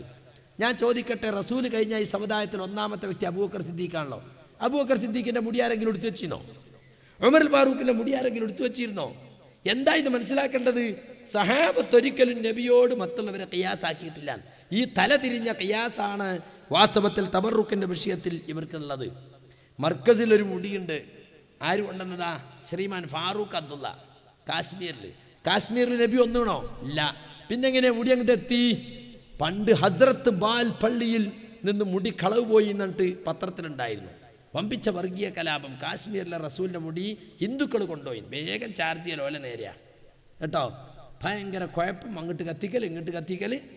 അവസാനം അവിടുത്തെ IG ഒരു ബുദ്ധിയുള്ള ആളായിരുന്നു. അയാൾ പറഞ്ഞാൽ മുടി കിട്ടിയിട്ടുണ്ട് കാരണം എഴുതുന്ന ഒരു മുടി ബാർബർ ഷാപ്പ് പോയി കൊണ്ടുവന്നിട്ട് കുപ്പിയിലാക്കി വെച്ചിട്ട് മൗലാനമാരൊക്കെ വിളിച്ചു വരുത്തി. എല്ലാവരും വന്നില്ലേ? വന്നു. മുടി ഇങ്ങനെ പുറത്തെടുത്ത് ഇതന്നെയല്ലേ? ഇതന്നെ കിട്ടിപ്പോയി. എന്നിട്ട് അന്ന് പത്രത്തിൽ വന്നിരുന്നു ഈ മുടി എങ്ങനെയാ കാശ്മീരിലെത്തിയത് ഇത്നാദിൻ്റെ കൊല്ലത്തിൽ ഇന്നയാൾ കൊണ്ടുവന്നതാണത്രേ, അവിടുന്ന് മറ്റേ ആൾക്ക് കിട്ടിയ അത്രേ, അവിടുന്ന് ഇങ്ങോട്ട് വന്നു അത്രേ, 5 ഇത്രയുണ്ട്. ഇതാ ഇപ്പം മടിൻ്റെ കോലം. എന്നിട്ട് ഈക്കക്കാർ പറഞ്ഞിരിക്കുന്നു അവരുടെ പ്രസിദ്ധീകരണത്തിൽ, മുടിൻ്റെ പേരിൽ ചൂഷണമാണ് നടക്കുന്നത്, ബലം മുടിൻ്റെ സനത് ശരിയില്ല. ഞാൻ വെറുതെ പറയല്ല, മുസ്ലിയാക്കന്മാർ അവരുടെ പ്രസിദ്ധീകരണത്തിൽ എഴുതിയത് ഞാൻ ഇവിടെ കാണിച്ചു തരാം. വളരെ വ്യക്തമായിട്ട് അവരെഴുതി. കേരളനാട് കൂട്ടായ്മ ജൂൺ 5 എഴുതിയതാ. വിശുദ്ധ കേശത്തെ ചൂഷണം ചെയ്യാനും കാന്തശിങ്കിടികൾ ശ്രമം നടത്തി നോക്കി. റസൂലിൻ്റെ മുടിയാണെന്ന് പറഞ്ഞ് ഏതോ ഒരു മുടിയുമായാണ് നടക്കുന്നത്. സത്യത്തിൽ ബിദഈകൾക്ക് വളരാനുള്ള ഏണി വെക്കുകയാണ്. കണ്ടോ? അപ്പം ഇവരെ മുടി ശരിയായ മുടിയല്ല, കള്ളമുടിയാണ് എന്ന് ഈക്കക്കാർ മുടിയിട്ട വെള്ളം വെക്കുന്നുണ്ട്. നമ്മളെ കാസിമി അവറുകൾ, ഹേയ് ഖുർആൻ ഡയറക്ടർ എന്താ പറയുന്നത്, വെല്ലൂരിൽ നിന്ന് കൊണ്ടുവന്ന റസൂലുള്ളാഹിന്റെ മുടിയിട്ട വെള്ളം ദാറുൽ ഖുർആൻ 25,000 റുപ്യ തരാൻ സാധിക്കുന്നവർക്ക് വാവാട് ഉസ്താദ് ഇപ്പോൾ കൊടുക്കുന്നതാണ്. വെറുതെ പറയല്ല, വെല്ലൂരിൽ നിന്ന് കൊണ്ടുവന്ന മുടിയാണ്. വെല്ലൂരിൽ നിന്ന് കൊണ്ടുവന്ന മുടി ഇട്ട വെള്ളം എന്നാ സാധാരണക്കാരൊക്കെ നാവുമ്പോൾ കുറേ ചൊല്ലിച്ചാൽ ഒരു 40 റുപ്യ എടുത്തോളിന്നല്ല, വലിയ പൈസക്കാർ 25,000 റുപ്യ കൊടുത്താൽ ഒരിക്കൽ ഈ വെള്ളം വാവാട് ഉസ്താദ് കൊടുക്കുന്നതാണ്. ഈ തരത്തിലുള്ള ഖുറാഫാത്ത് കച്ചവടം, 2 കൂട്ടർ അങ്ങോട്ടും ഇങ്ങോട്ടും മത്സരിക്കുക. ഇവൻ്റെ മുടിൻ്റെ സനത് ശരിയില്ലാതെ മറ്റോൻ്റെ മുടിൻ്റെ സനത് ശരിയില്ലാതെ വരും. മൊത്തത്തിൽ പുറത്തുക്കണവർക്ക് മനസ്സിലായി കേൾക്കുക 2 കൂട്ടർക്കും സനതില്ല. പിന്നെ മുസ്ലിയാർ വലിയ വികാരം കലർത്തി പറഞ്ഞൊരു വിഷയം എന്താ അറിയോ, സൗദി അറേബ്യയിൽ ആൽ സഊദിന് ഭരണം കിട്ടിയപ്പോൾ അവിടുത്തെ ജാറങ്ങളും കുബ്ബകളും തകർത്തു, നേർച്ചപ്പെട്ടിയൊക്കെ കൊള്ളയടിച്ചു എന്നാണ്. വാസ്തവത്തിൽ കുബ്ബ തകർക്കുക, ജാറങ്ങൾ തകർക്കുക എന്നുള്ളതൊക്കെ അള്ളാഹിൻ്റെ റസൂല് മക്ക വിജയിച്ചപ്പോൾ കാണിച്ചെന്ന പണിയാണ്. അന്നത്തേക്ക് റസൂല് കാണിച്ചു തന്ന സ്ഥിതിയിലേക്ക് ആ മക്കയെ തിരിച്ചു കൊണ്ടുപോകാൻ ആൽ സഊദ് ചെയ്തത്. വലാ ഖബറൻ മുശ്രിഫൻ ഇല്ലാ സവൈതഹു, പൊങ്ങി നിൽക്കുന്ന ഒരൊറ്റ ഖബറും അലി നീ തകർക്കാതെ വിടരുതെന്ന് പറഞ്ഞ് അലി ബിൻ അബി താലിബിനെ റസൂൽ ചുമതലപ്പെടുത്തിയിട്ടുണ്ട്. 25 കൊല്ലം കഴിഞ്ഞിട്ട് അലി ബിൻ അബി താലിബിന് ഭരണം കിട്ടിയപ്പോൾ അബുൽ ഹയ്യാജ് എന്ന തൻ്റെ സർവ്വസൈന്യാധിപനെ വിളിച്ചിട്ട് പറഞ്ഞു, അള്ളാഹിൻ്റെ റസൂൽ എന്നെ ഏൽപ്പിച്ച കാര്യത്തിന് ഇതാ നിന്നെ ഞാൻ ഏൽപ്പിക്കുകയാണ്. അപ്പം അത് റസൂൽ പഠിപ്പിച്ചതാ, അതാണ് ആൽ സഊദ് നടപ്പിലാക്കിയത്. ഏത് മനുഷ്യൻ്റെ ഖബറാകട്ടെ, അത് പണ്ഡിതനാകട്ടെ പാമരനാകട്ടെ അഹ്ലു ബൈത്തപ്പെട്ടവനാകട്ടെ അല്ലാത്തവനാകട്ടെ, എല്ലാവരുടെ ഖബറും ഭൂമിയിൽ നിന്നൊരു ചാണ് മാത്രമേ ഉയരാൻ പാടുള്ളൂ. ഇതല്ലേ നിങ്ങളെ ഇമാമായി വാഴ്ത്തി പറയുന്ന ഇമാം ഷാഫിയുടെ മദ്ഹബ് അല്ലേ? റസൂലിൻ്റെ ഖബർ അത്രേ പൊന്തിച്ചിട്ടുള്ളൂ എന്നല്ലേ നിങ്ങൾ മഹല്ലിൽ എഴുതിയത്? മഹല്ലിൻ്റെ പരിഭാഷയിൽ പോലുള്ളത് അതല്ലേ? അപ്പം സുഹൃത്തുക്കളെ, അങ്ങനെ ഖുബ്ബ തകർക്കുക എന്നത് വലിയ പാതകമാണെങ്കിൽ ഇമാം ഷാഫിയുടെ ഖബറിനു മീതെ ആയിരക്കണക്കിന് ദീനാറുകൾ ചെലവാക്കിയിട്ട് ചില രാജാക്കന്മാർ ഖുബ്ബയുണ്ടാക്കിയപ്പോൾ അത് തകർക്കണമെന്ന് ഫത്വ കൊടുത്തത് വഹാബികളല്ല, ആൽ സഊദ് അല്ലല്ലോ.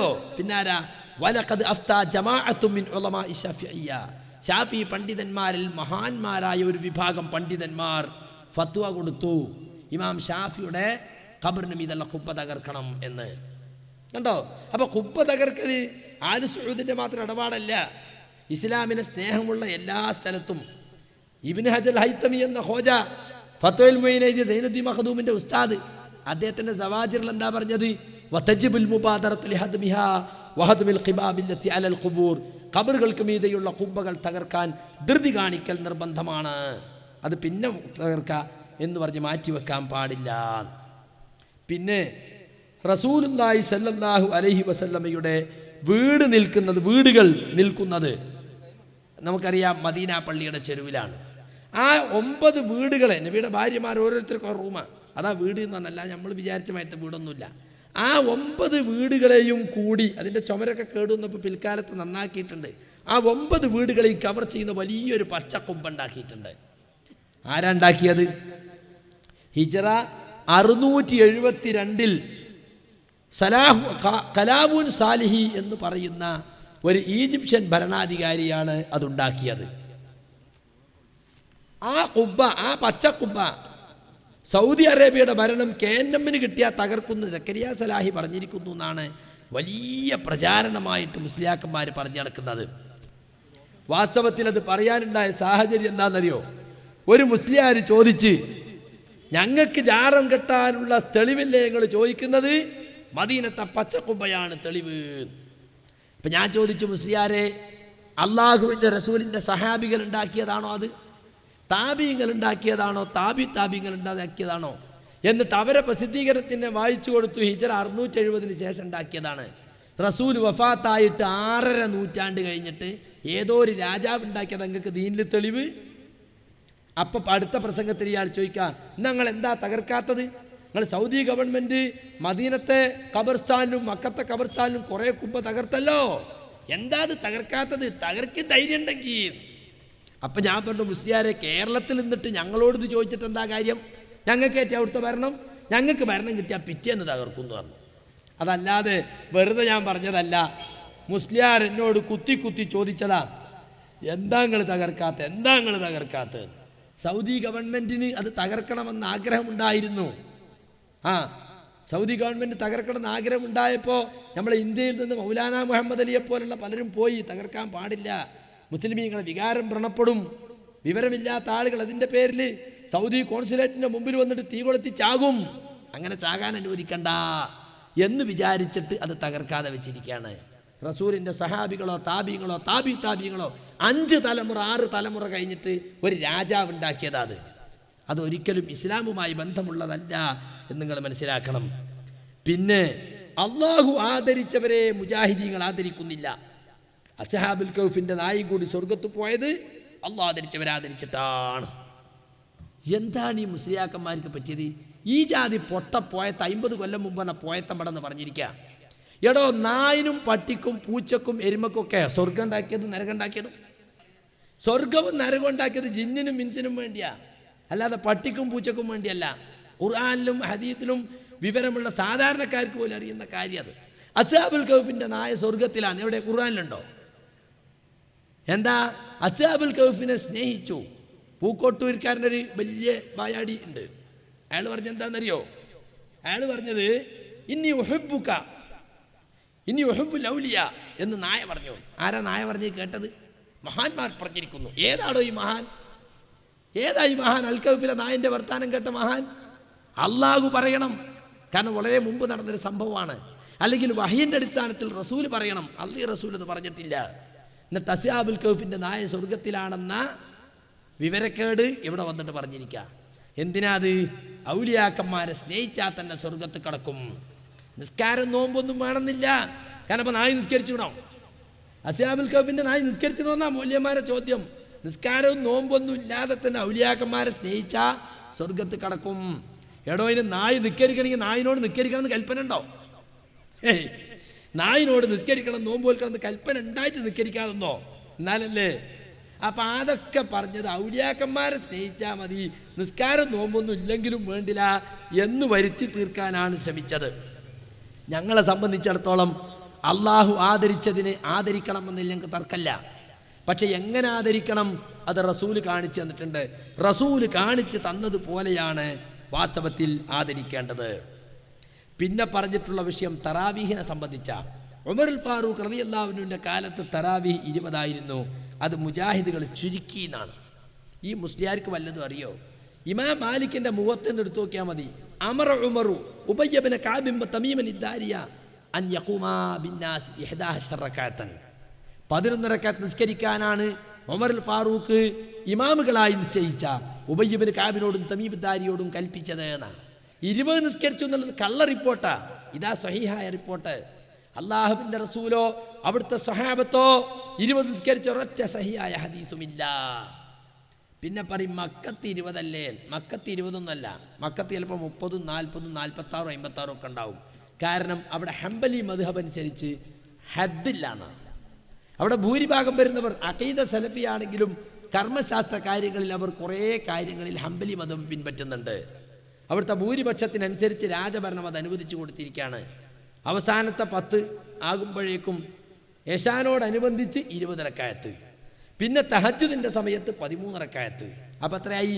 33. അത് ഹംബലി മദ്ഹബ് അങ്ങനെയാണ്. മക്കത്ത് 20 പറയാൻ പോണ്ട, പൊട്ടത്തര അത്. മക്കത്ത് വേറെന്തെല്ലാം നടക്കുന്നുണ്ട്? അവിടെ കൂട്ടപ്രാർത്ഥന ഉണ്ടോ? ഇല്ല. അവിടെ പെണ്ണുങ്ങൾ പള്ളിയിൽ വരുന്നുണ്ടല്ലോ, അതൊക്കെ പറഞ്ഞാൽ പറയും മക്കത്ത് ചെരുപ്പ് വെള്ളന്മാരുമില്ലേ. തറാവീൻ്റെ കാര്യം മാത്രം അവർക്ക് മതി, വേറുള്ളൊന്നും മക്കത്തത് വേണ്ടാന്നാ. ഇതുപോലെയുള്ള പഴകിപ്പൊളിച്ച ആരോപണങ്ങളാണ് എവിടെ പ്രസംഗിച്ച മുസ്ലിയാക്കന്മാർ പറഞ്ഞിട്ടുള്ളത് എന്ന് ഞാൻ ഓർമ്മപ്പെടുത്തുകയാണ്. മുജാഹിദീകളോട് സലാം പറയരുത്, ജനാസ നിസ്കരിക്കരുത് എന്നൊക്കെ പറയും. ഗൾഫിലാണ് ചെന്നാലോ എല്ലാ സലഫി പണ്ഡിതന്മാരെയും കെട്ടിപ്പിടിച്ചിട്ട് പൈസയും വാങ്ങിയിട്ട് പോരുകയും ചെയ്യും. അവിടെ ചെന്നൊക്കെ പ്രശ്നമല്ല. 20 നിസ്കരിക്കാത്ത പള്ളി 11 നിസ്കരിക്കണ പള്ളി തറാവി നിസ്കരിക്കും, പെണ്ണുങ്ങൾ പോണ പള്ളിയിൽ പോവും, അവിടെയും പിരിക്കും, പൈസ കിട്ടുന്നത് കണ്ട ഇതൊക്കെ ഹലാലാണ്. അതൊന്നും ഞങ്ങളെ കൊണ്ട് പറയിക്കണ്ട, ഈക്കക്കാരെന്നെ എമ്പാടും നിങ്ങൾക്ക് തരുന്നുണ്ട്, അത് നിങ്ങൾ നല്ലോണം കുടിച്ചോളിയും. അത് മാത്രമേ അതിനെപ്പറ്റി പറയാനുള്ളൂ. പിന്നെ മടവൂരികളും കുബൂരികളും യോജിച്ച് പറഞ്ഞൊരു കാര്യമുണ്ട്. ഞാൻ കടവത്തൂരിൽ നടത്തിയ 7 മണിക്കൂർ പ്രസംഗത്തിൽ നിന്ന് അവർ അരിച്ച് പെറുക്കിയിട്ട് പൊട്ടന്മാരെ, വിഡ്ഢികളെ എന്നൊക്കെ ഞാൻ പറഞ്ഞതിന് 6-7 തവണ കിട്ടി.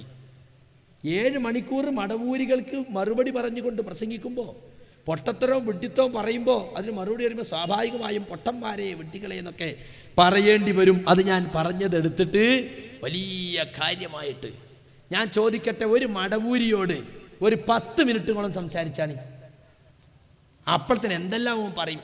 അരമണിക്കൂർ സംസാരിച്ചാൽ ഓൻ പറയുന്നതിൻ്റെ പകുതി ഞാൻ 7 മണിക്കൂർ പറഞ്ഞിട്ടില്ല. നമ്മളൊക്കെ നിത്യേന മടവൂരികളോട് സംസാരിക്കുന്നല്ലേ. മടവൂരി ആശയം തെറ്റാണെന്ന് പറഞ്ഞുകൊണ്ട് നമ്മൾ സംസാരിക്കുമ്പോൾ അവരെന്തെല്ലാം പറയലുണ്ട്. വാസ്തവത്തിൽ അതൊരു മാതൃകയായിട്ട് പറഞ്ഞതല്ല ഞാൻ, ചില സന്ദർഭത്തിൽ അങ്ങനെയൊക്കെ പറയേണ്ടി വരും എന്നതാണ്. നിങ്ങൾക്കൊരു സംഭവം ഞാൻ കേൾപ്പിച്ചു തരാം. ആയിഷ റളിയല്ലാഹു അൻഹ നിങ്ങൾക്കറിയാലോ, 9ാമത്തെ വയസ്സിൽ റസൂൽ കെട്ടിക്കൊണ്ടെന്നതാ. ഒരിക്കൽ റസൂലുള്ളാഹിന്റെ വീട്ടിൽ വന്നിട്ട് ജൂതന്മാർ അസ്സാമു അലൈക്കും, അസ്സലാമു എന്ന് പറഞ്ഞതിന് പല അസ്സാം എന്ന് പറഞ്ഞാൽ മരണം എന്നർത്ഥം, നിങ്ങൾക്ക് മരണം ഉണ്ടാകട്ടെ. അപ്പോൾ എന്താ പറഞ്ഞത്? നബി പറഞ്ഞു വഅലൈക്കും, നിങ്ങൾ അപ്പറഞ്ഞത് നിങ്ങൾക്കും ഉണ്ടാകട്ടെ. ഇത് കേട്ടപ്പോയിട്ട് ഉള്ളിൽ നിന്ന് ആയിഷ ബീവി എന്താ പറഞ്ഞത്? വഅലൈക്കും യാ അബ്നാ അൽ ഖിറദത്തി വൽ ഖനാസീർ, പന്നിയുടെയും കുരങ്ങന്മാരുടെയും മക്കളെ നിങ്ങൾക്കും അതുണ്ടാകട്ടെ. ആരെയാ പന്നിയുടെയും കുരങ്ങന്മാരെയും മക്കളെന്ന് വിളിച്ചത്? ജൂതന്മാരെ. എന്താ വിളിക്കാൻ കാരണം? നബി പഠിപ്പിച്ചു കൊടുത്തതാ. ചില സന്ദർഭത്തിൽ മനുഷ്യൻ അങ്ങനെ പറഞ്ഞു പോകും, അതൊരു സ്വഭാവമായിട്ടല്ല. അള്ളാഹിൻ്റെ റസൂലിൻ്റെ മദ്രസയിലാ ആയിഷ ബീവി പഠിച്ചത്, ചെറുപ്പത്തിൽ വളർന്നു വന്നതാ. ഇങ്ങനെ ചില സന്ദർഭത്തിൽ അങ്ങനെ പറയേണ്ടി വരുന്നത് ആ തരത്തിലുള്ള പ്രതികരണം ഇങ്ങോട്ടുണ്ടാകുന്നത് കൊണ്ടാണ്. റസൂലിൻ്റെ ഹദീത്തുകളെ പച്ചയായി നിഷേധിച്ച്, മുൻഗാമികൾ ഒന്നടങ്കം അംഗീകരിച്ച ഹദീത്തുകളെ പുച്ഛിച്ച് തള്ളിപ്പറഞ്ഞ്, ബുഖാരിയിൽ 60 ഹദീത്ത് ഞാൻ നിഷേധിച്ചിട്ട് ഒന്നേ സലഫി പ്രസ്ഥാനത്തിന് എന്തേ വട്ടി എന്ന് പറഞ്ഞിട്ട്, പിന്നെ ഒരാസനത്തിൽ ഊതുന്ന കഥ ഉണ്ട്. ഞാൻ ആസനത്തിൽ ഊതെന്ന് പറഞ്ഞു, സീപ്പിൻ്റെ ആസനത്തിൽ മടവൂരൂതട്ടെ, മടവൂരിൻ്റെ ആസനത്തിൽ കരിമ്പിലാക്കരൂതട്ടെ എന്നൊക്കെ ഞാൻ പറഞ്ഞു. അതെന്താ കാര്യം എന്നറിയോ? ഇവർ ഞങ്ങളെ വല്ലാതെ പരിഹസിച്ചു. ഈ ജിന്ന് ശൈത്താൻ വിഷയം പറഞ്ഞിട്ട് KNM പരിഹസിച്ചിട്ട് ഇവർ സിനിമ ഇറക്കി, ഡോക്യുമെൻ്ററി ഇറക്കി, എല്ലാം അഭിനയിച്ച് ഞങ്ങളങ്ങനെ പരിഹസിക്കുക. ഞങ്ങൾ ഓരോരുത്തരുടെ പേരിലും ഓരോ കഥാപാത്രങ്ങളെ. അങ്ങനെ നടന്നുകൊണ്ടിരിക്കുന്നതിനിടയിൽ അതാ ശബാബിൽ വരുന്നു. ജമാഅത്ത് നമസ്കാരത്തിനിടയിൽ കീഴ്വായി പോയിട്ട് ഒന്ന് മുറിഞ്ഞാൽ എന്ത് ചെയ്യണമെന്ന് ശബാബിൽ ചോദിച്ചപ്പോൾ അതിന് മറുപടി ഇബ്നു അബ്ബാസ് റളിയല്ലാഹു അൻഹു നിന്ന് ബസ്സാർ റിപ്പോർട്ട് ചെയ്തൊരു ഹദീസിൽ ഇപ്രകാരം കാണാം. റസൂൽ സല്ലല്ലാഹു അലൈഹി വസല്ലം പറഞ്ഞു, നമസ്കാരത്തിനിടയിൽ നിങ്ങളുടെ ഒരാളുടെ അടുത്ത് പിശാച് വന്നേക്കും, അവൻ അയാളുടെ ആസനത്തിൽ ഊതും, അങ്ങനെ തനിക്ക് ഭവിച്ചു എന്ന് അയാൾക്ക് തോന്നും. കണ്ടോ, യഥാർത്ഥത്തിൽ അങ്ങനെ ഭവിച്ചിട്ടുണ്ടാവില്ല. അതിനാൽ അപ്രകാരം അനുഭവപ്പെടുകയാണെങ്കിൽ ശബ്ദം കേൾക്കുകയോ നമസ്കാരത്തെ പിന്തിരിയുകയോ ചെയ്യുന്നതുവരെ അയാൾ നമസ്കാരത്തെ പിന്തിരിയേണ്ടതില്ല. 2007 ഫെബ്രുവരി 9 ശബാബ്. ഇത് ഞാനത് വായിച്ചു. നിങ്ങളിപ്പോൾ എല്ലാം നാടകമാക്കി സിനിമയാക്കി നടക്കല്ലേ, എന്നാൽ ഇതും ഒന്ന് സിനിമയാക്കി കാണിച്ചു കൊടുക്കുക. അതൊരു അഭിനയം. ആ നാടകത്തിൽ CP അഭിനയിക്കട്ടെ, അതുപോലെ മടവൂർ അഭിനയിക്കട്ടെ, കരിമ്പിലാക്കൽ അഭിനയിക്കട്ടെ, ജിന്ന് ശൈത്താൻ ഒക്കെ നിങ്ങൾ നാടകമാക്കുകയാണല്ലോ. അത് ഞാൻ പറഞ്ഞതിൽ CP ഊതട്ടെ, കരിമ്പിലാക്കൽ ഊതട്ടെ, ആ ഭാഗം മാത്രം എടുത്തിട്ട് ഇങ്ങനെ അങ്ങനെ നിങ്ങൾ കട്ടിങ് പേസ്റ്റിങ് നടത്തിയിട്ടൊന്നും നിങ്ങൾക്ക് ഇവിടെ പിടിച്ചു നിൽക്കാൻ സാധിക്കുന്ന മടവൂരികളെ നിങ്ങൾ വിചാരിക്കണ്ട. പക്ഷേ മടവൂരി മൊല്ലമാരുണ്ടാക്കിയ ക്ലിപ്പാണ് കുബൂരി മൊല്ലകൾ കൊണ്ട് നടക്കുന്നത്. അവരെ ഗതികേട് എന്നല്ലാതെ എന്താ പറയുക. നിങ്ങളെ പേരോടിൻ്റെയും അലവിൻ്റെ ഒക്കെ ക്ലിപ്പെടുത്ത എത്ര എണ്ണം കിട്ടും ഞങ്ങൾക്ക്. നിങ്ങൾ 2 കൂട്ടരും തമ്മിൽ തെറ്റിയപ്പോൾ പറഞ്ഞതുണ്ടല്ലോ, മനുഷ്യൻ്റെ ഇടയിൽ വായിക്കാൻ പറ്റൂല. സുന്നിവേദിയൊക്കെ ഞങ്ങളെ കയ്യിലുണ്ട്. വായിച്ചാൽ ഒതുമുറിയണ ജാതി വർത്താനങ്ങളായാലുണ്ടത്. ഞങ്ങളൊന്നും വായിക്കല്ല, ഞങ്ങൾക്ക് പറയാൻ വേറെ ഒരുപാട് വിഷയങ്ങളുണ്ട്. എന്നിട്ട് ഈ ആന്തിയൂർ കുന്നിൽ വന്നിട്ട് മടവൂരി മല്ലകൾ കൊടുത്ത ക്ലിപ്പിട്ടിട്ട് ഉളുപ്പില്ലാതെ അത് വലിയ കാര്യമായിട്ട് പൊട്ടന്മാരെ 6 വട്ടം കിട്ടി അത് 12 വട്ടം ഇടുക. അതപ്പം ചെയ്തത് വലിയ കാര്യമായിട്ട്. അപ്പം സുഹൃത്തുക്കളെ, ആശയം കൊണ്ട് നേരിടാൻ സാധിക്കാത്തപ്പോൾ 18 പരാജയപ്പെടുമ്പോഴുള്ള 19ാമത്തെ അടവാണ് ഇപ്പോൾ മടവൂരികൾ പയറ്റിക്കൊണ്ടിരിക്കുന്നത്. അതിന് കുബൂരികളെന്ന അവരെ പുതിയ സംബന്ധക്കാരുടെ സഹായമുണ്ട്. ഇനി ഞാൻ മടവൂരികൾ ഇവിടെ ഉന്നയിച്ച ആരോപണങ്ങളിലേക്ക് കടക്കുകയാണ്. വാസ്തവത്തിൽ മടവൂരികളെ സംബന്ധിച്ചിടത്തോളം അവർക്ക് നിലനിൽപ്പിൻ്റെ പ്രശ്നമാണ്. അവരെ സംബന്ധിച്ചിടത്തോളം ഇത് മുങ്ങാൻ പോകുന്ന കപ്പലാണ്. കേന്ദ്രം വന്ന് ആരെങ്കിലും കിട്ടും വിചാരിച്ചിട്ട് ആ ജിന്ന് ശൈത്താൻ വിഷയം കൊണ്ടെന്ന് ഇറങ്ങി നോക്കിയത്. സമ്മേളനത്തിന് ആദ്യം അവർ കണ്ടുപിടിച്ച പ്രമേയം ഇസ്ലാം നീതിക്ക് നന്മക്ക്. അതാരോട്? മടവൂരികളോട് മാത്രം നീതിയും നന്മയും, മടവൂരി അല്ലാത്തവരോട് ഒരു നീതിയില്ല. എന്നിട്ട് അവിടെ കാസറ്റ് ഇറക്കിയിരിക്കുന്നു എൻ്റെ പേരിൽ. സക്കരിയ സലാഹി, ഡോക്ടർ സക്കരിയ സലാഹിക്ക് പഴയ സക്കരിയ സലാഹിയുടെ മറുപടി. എന്താ കാര്യം? ഞാൻ മുമ്പ് സിഹിർ ഫലിക്കുകയില്ല എന്ന് വിശ്വസിച്ച് പ്രസംഗിച്ചു ഏതോ ഒരു സ്ഥലത്ത്. ആ പ്രസംഗം ഓഡിയോ പ്രസംഗം എടുത്തിട്ട് എന്നെ സ്റ്റില്ലാക്കി നിർത്തിയിട്ട് അതിങ്ങനെ കേൾപ്പിക്കുക. പിന്നെ സിഹിർ ഫലിക്കുമെന്നാണ് ഞാൻ പിന്നീട് പഠിക്കുകയും മനസ്സിലാക്കുകയും ചെയ്തത്. അപ്പോൾ ആ തെറ്റ് ഞാൻ തിരുത്തി. തെറ്റ് തിരുത്താൻ പാടുണ്ടോ? അവിടെ തന്നെ നിൽക്കണം. ഖിയാമത്ത് വരെ ആ തെറ്റെന്നെ പറഞ്ഞുകൊണ്ട് നിൽക്കണം. എനിക്ക് കഴിയില്ല. ഇമാം ഷാഫി റഹ്മത്തുള്ളാഹി അലൈഹിക്ക് ജദീദായ കൗലും ഖദീമായ കൗലുണ്ട്. എന്താ കാരണം? അദ്ദേഹം ആദ്യം കുറേ അഭിപ്രായങ്ങൾ പറഞ്ഞു, കിട്ടിയ തെളിവുകളുടെ അടിസ്ഥാനത്തിൽ. പിന്നീട് അത് തെറ്റാണെന്ന് മനസ്സിലായി. അപ്പം ആരെങ്കിലും ചോദിച്ചോ? ഇന്നിപ്പോൾ കുബൂരികളും മടവൂരികളും ചോദിക്കുന്നത് പോലെ നിങ്ങൾ ആദ്യം എഴുതിയത് കണ്ടിട്ട് കുറേ ആൾ മരിച്ചു പോയിട്ടുണ്ടാവില്ല, ഓലോടെ കഞ്ഞിപ്പം എന്താ നിങ്ങൾ പറയാ? അങ്ങനെ അപ്പം എന്നോട് ചോദിക്കണേ, നിങ്ങൾ അന്നത്തെ പ്രസംഗം കേട്ട് എല്ലാവരും ഇപ്പം നിങ്ങൾക്ക് തിരുത്താൻ കഴിയുമല്ലോ, ഓരൊക്കെ മരിച്ചു പോയില്ലേ? അങ്ങനെയാണെങ്കിൽ നമ്മളൊക്കെ ആദ്യം എത്ര ആളെ പ്രസംഗം കേട്ടാണ്? അവർ തിരുത്താൻ അവർക്ക് സാധിച്ചിട്ടുണ്ടോ? അവരൊരു പക്ഷേ പിന്നീട് തിരുത്തിയിട്ടുണ്ടാവും, നമുക്കറിഞ്ഞൂടല്ലോ. ഒരു കാര്യം തെറ്റാണെന്ന് ബോധ്യം വന്നാൽ അത് തിരുത്തുകയാണ് മാന്യത. പക്ഷേ മടവൂരികളെ സംബന്ധിച്ചിടത്തോളം നമ്മൾ തിരുത്തിയാൽ പിന്നെ അവർക്ക് രക്ഷ ഉണ്ടാവില്ലല്ലോ. വൃഷണം വീങ്ങിയവൻ്റെ കഥ AP അബ്ദുൽ ഖാദർ മൗലവി പറഞ്ഞ അവിടെയാണ്. ബസ്സിൽ ഇങ്ങനെ വീങ്ങിയ വൃഷണവും കാണിച്ചിട്ട് ഇങ്ങനെ പൈസ ഉണ്ടാക്കുകയാണ്. കുറച്ചിങ്ങനെ പൊന്തിച്ച് കാണിച്ചു കൊടുക്കും. വലിയ ബുദ്ധിമുട്ടുണ്ടെന്നുകൊണ്ട് നടക്കാൻ കഴിയുന്നില്ല. അപ്പോൾ സഹൃദയനായ ഒരാൾ മെല്ലെ വിളിച്ചിട്ട് പറഞ്ഞു, നിങ്ങൾ ഇതും കാണിച്ചിങ്ങനെ നടക്കേണ്ട, അതിന് ഓപ്പറേഷൻ ഉണ്ട്. ഓപ്പറേഷനോ? ഇതിനോ? ഓപ്പറേഷൻ ഉണ്ട്. ഞാനോ വലിയ പൈസ അല്ലേ? എത്ര പൈസ ആണെന്നാ ഞാൻ എടുക്കും, നിങ്ങളൊന്നും പേടിക്കണ്ട. ഇയാളൊന്നും ഇങ്ങനെ ആലോചിച്ചിട്ട് പറഞ്ഞു, പിന്നെ എങ്ങനെ ഞാൻ ജീവിക്കാം എന്ന ഈ വൃഷണം വീങ്ങിയവൻ്റെ നിലപാടാണ് ഇപ്പം മടവൂരികൾക്കുള്ളത്. ശംസുദ്ദീൻ പാലത്ത് തിരുത്തി. തിരുത്തിയാൽ പറ്റുമോ? ഞങ്ങളെ ജീവവായു അല്ലേ, ഞങ്ങൾക്ക് നിലനിൽപ്പ് വേണ്ടേ? ആകെ ഞങ്ങൾ നിലനിന്ന് പോണത് ഈ ജിന്നും ശൈത്താനും വരുവാ. അങ്ങനെ ശംസുദ്ദീൻ പാലത്ത് തിരുത്തിയാൽ പറ്റൂല, തിരുത്തിയാൽ ഞങ്ങൾ വിടൂല. നീതിയാണ് കേട്ടോ. എന്താ നീതി? ഇസ്ലാം നീതിക്ക് ഒരാൾ തെറ്റ് തിരുത്തിയാലും തിരുത്തിയത് തന്നെ വീണ്ടും വീണ്ടും ഇട്ട് അയാളെ പരിഹസിക്കൽ കാട്ടുനീതിയാണോ? അതോ ഖുർആനിൻ്റെ നീതിയോ? എവിടുന്ന് ഞങ്ങൾ നീതി പഠിച്ചത്? ആരോട് ഞങ്ങൾ നീതി പ്രസംഗിച്ചത്? ഈ സമ്മേളനത്തിലുടനീളം നിങ്ങൾ ചെയ്തതെന്താ? പുനരാനയിക്കപ്പെടുന്ന അന്ധവിശ്വാസങ്ങൾ എന്ന് പറഞ്ഞിട്ട് നിങ്ങൾ ഇപ്പോഴും ക്ലിപ്പിട്ട് നടക്കുന്നത് ശംസുദ്ദീൻ പാലത്ത് തിരുത്തി, അദ്ദേഹത്തിന് സംഭവിച്ച അബദ്ധങ്ങൾ CD പിൻവലിച്ചു, വിചിന്തനത്തിൽ തിരുത്തു കൊടുത്തു. എന്നിട്ടും പോരാഞ്ഞിട്ട് ഓരോന്നോരോന്ന് എടുത്തെടുത്ത് പറഞ്ഞുകൊണ്ട് ഇസ്ലാഹ് മാസികയിൽ അദ്ദേഹത്തിന് അഭിമുഖം കൊടുത്തു. എന്നാലും ഞങ്ങൾ വിടൂല, ഞങ്ങളെ പഴയ തന്നെ എടുക്കും. കണ്ടോ? ഇതാണ് നീതി, ഇതാണ് നന്മ. എന്നിട്ടിപ്പോൾ കാര്യമായ പ്രചരണം എന്താണെന്നറിയോ? കേരള നദ്വത്തുൽ മുജാഹിദീൻ യാഥാസ്ഥികത്വത്തിലേക്ക് തിരിച്ചു വിളിക്കുന്നു, അന്ധവിശ്വാസത്തിലേക്ക് തിരിച്ചു വിളിക്കുന്നു. സമസ്ത കേരള നദ്വത്തുൽ മുജാഹിദീനാണ് ഇപ്പോൾ സമ്മേളനം നടത്താൻ പോകണമെന്നാണ് ഇവിടുത്തെ ഒരു കരുന്നുണയാക്കൽ എന്ന ആൾ പറഞ്ഞത്. അയാളുടെ നാവ് എന്താ അതിനെ സംബന്ധിച്ച് പറയേണ്ടതെന്ന് എനിക്ക് അറിഞ്ഞുകൂടാ. TP അബ്ദുള്ള കോയ മദനി ടാഗോർ ഹാളിൽ വെച്ച് നടത്തിയൊരു പ്രസംഗം പല സ്റ്റേജുകളിൽ വെച്ചും അദ്ദേഹം അത് തിരുത്തി പറഞ്ഞു. ഇതാ ഈ സമ്മേളനത്തോടനുബന്ധിച്ചിറങ്ങിയ ഇസ്ലാഹിൽ അദ്ദേഹത്തിന് അഭിമുഖമുണ്ട്, അതിൽ ആ വിഷയം പരാമർശിച്ചിട്ടുണ്ട്. കേരള നദ്വത്തുൽ മുജാഹിദീൻ്റെ സംസ്ഥാന സെക്രട്ടറിയായ അദ്ദേഹത്തെക്കുറിച്ച് CP ഉമ്മർ സലമി എന്തെല്ലാം സെൻസിംഗുകാരോട് ഛർദ്ദിച്ചു അല്ലേ? നാണമുണ്ടെങ്കിൽ അതിന് മറുപടി കൊടുത്തല്ലോ TP. വിചിന്തനത്തിലൂടെ മറുപടി കൊടുത്തപ്പോൾ തിരുത്തേണ്ടതല്ലേ? TPയോട് CP നീതി കാണിച്ചോ? കാണിച്ചില്ല. എന്നിട്ട് TP തിരുത്തിയിട്ടും TPയെ വിടാതെ വേട്ടയാടുകയാണ്. ഞാൻ ആദ്യമായി നിങ്ങൾക്ക് കേൾപ്പിക്കാൻ പോകുന്ന ക്ലിപ്പ് അതാണ്. TP അബ്ദുള്ള കോയ മദനി തൻ്റെ നിലപാട് വിശദീകരിച്ചുകൊണ്ട് പ്രസംഗിച്ച്, ഈ കാര്യത്തിൽ അദ്ദേഹം ഒരുപാട് സ്ഥലത്ത് പ്രസംഗിച്ചതാണ്. എന്നാലും ഇവിടെ കൂടിയ നൂറുകണക്കിന് ആളുകൾ ഇത് കേൾക്കട്ടെ എന്ന് വിചാരിച്ചാണ് ആദ്യമായിട്ട് നിങ്ങൾക്ക് ആ ക്ലിപ്പ് കേൾപ്പിക്കുന്നത്. അദ്ദേഹം TP അബ്ദുള്ള കോയ മദനി തഖ്ലീദിലേക്ക് ക്ഷണിക്കുന്ന ആളാണോ? തെളിവും ന്യായവും നോക്കാതെ പണ്ഡിതന്മാരെ പിൻപറ്റണമെന്ന് പറയുന്ന ആളാണോ? അദ്ദേഹം തന്നെ പറയുന്നത് നിങ്ങളൊന്ന് ശ്രദ്ധിച്ചു കേട്ടോളൂ. ലോകത്ത് മറ്റൊരാളുടെ പാപങ്ങൾ ഏറ്റെടുക്കാൻ ഉണ്ടാവുകയില്ല.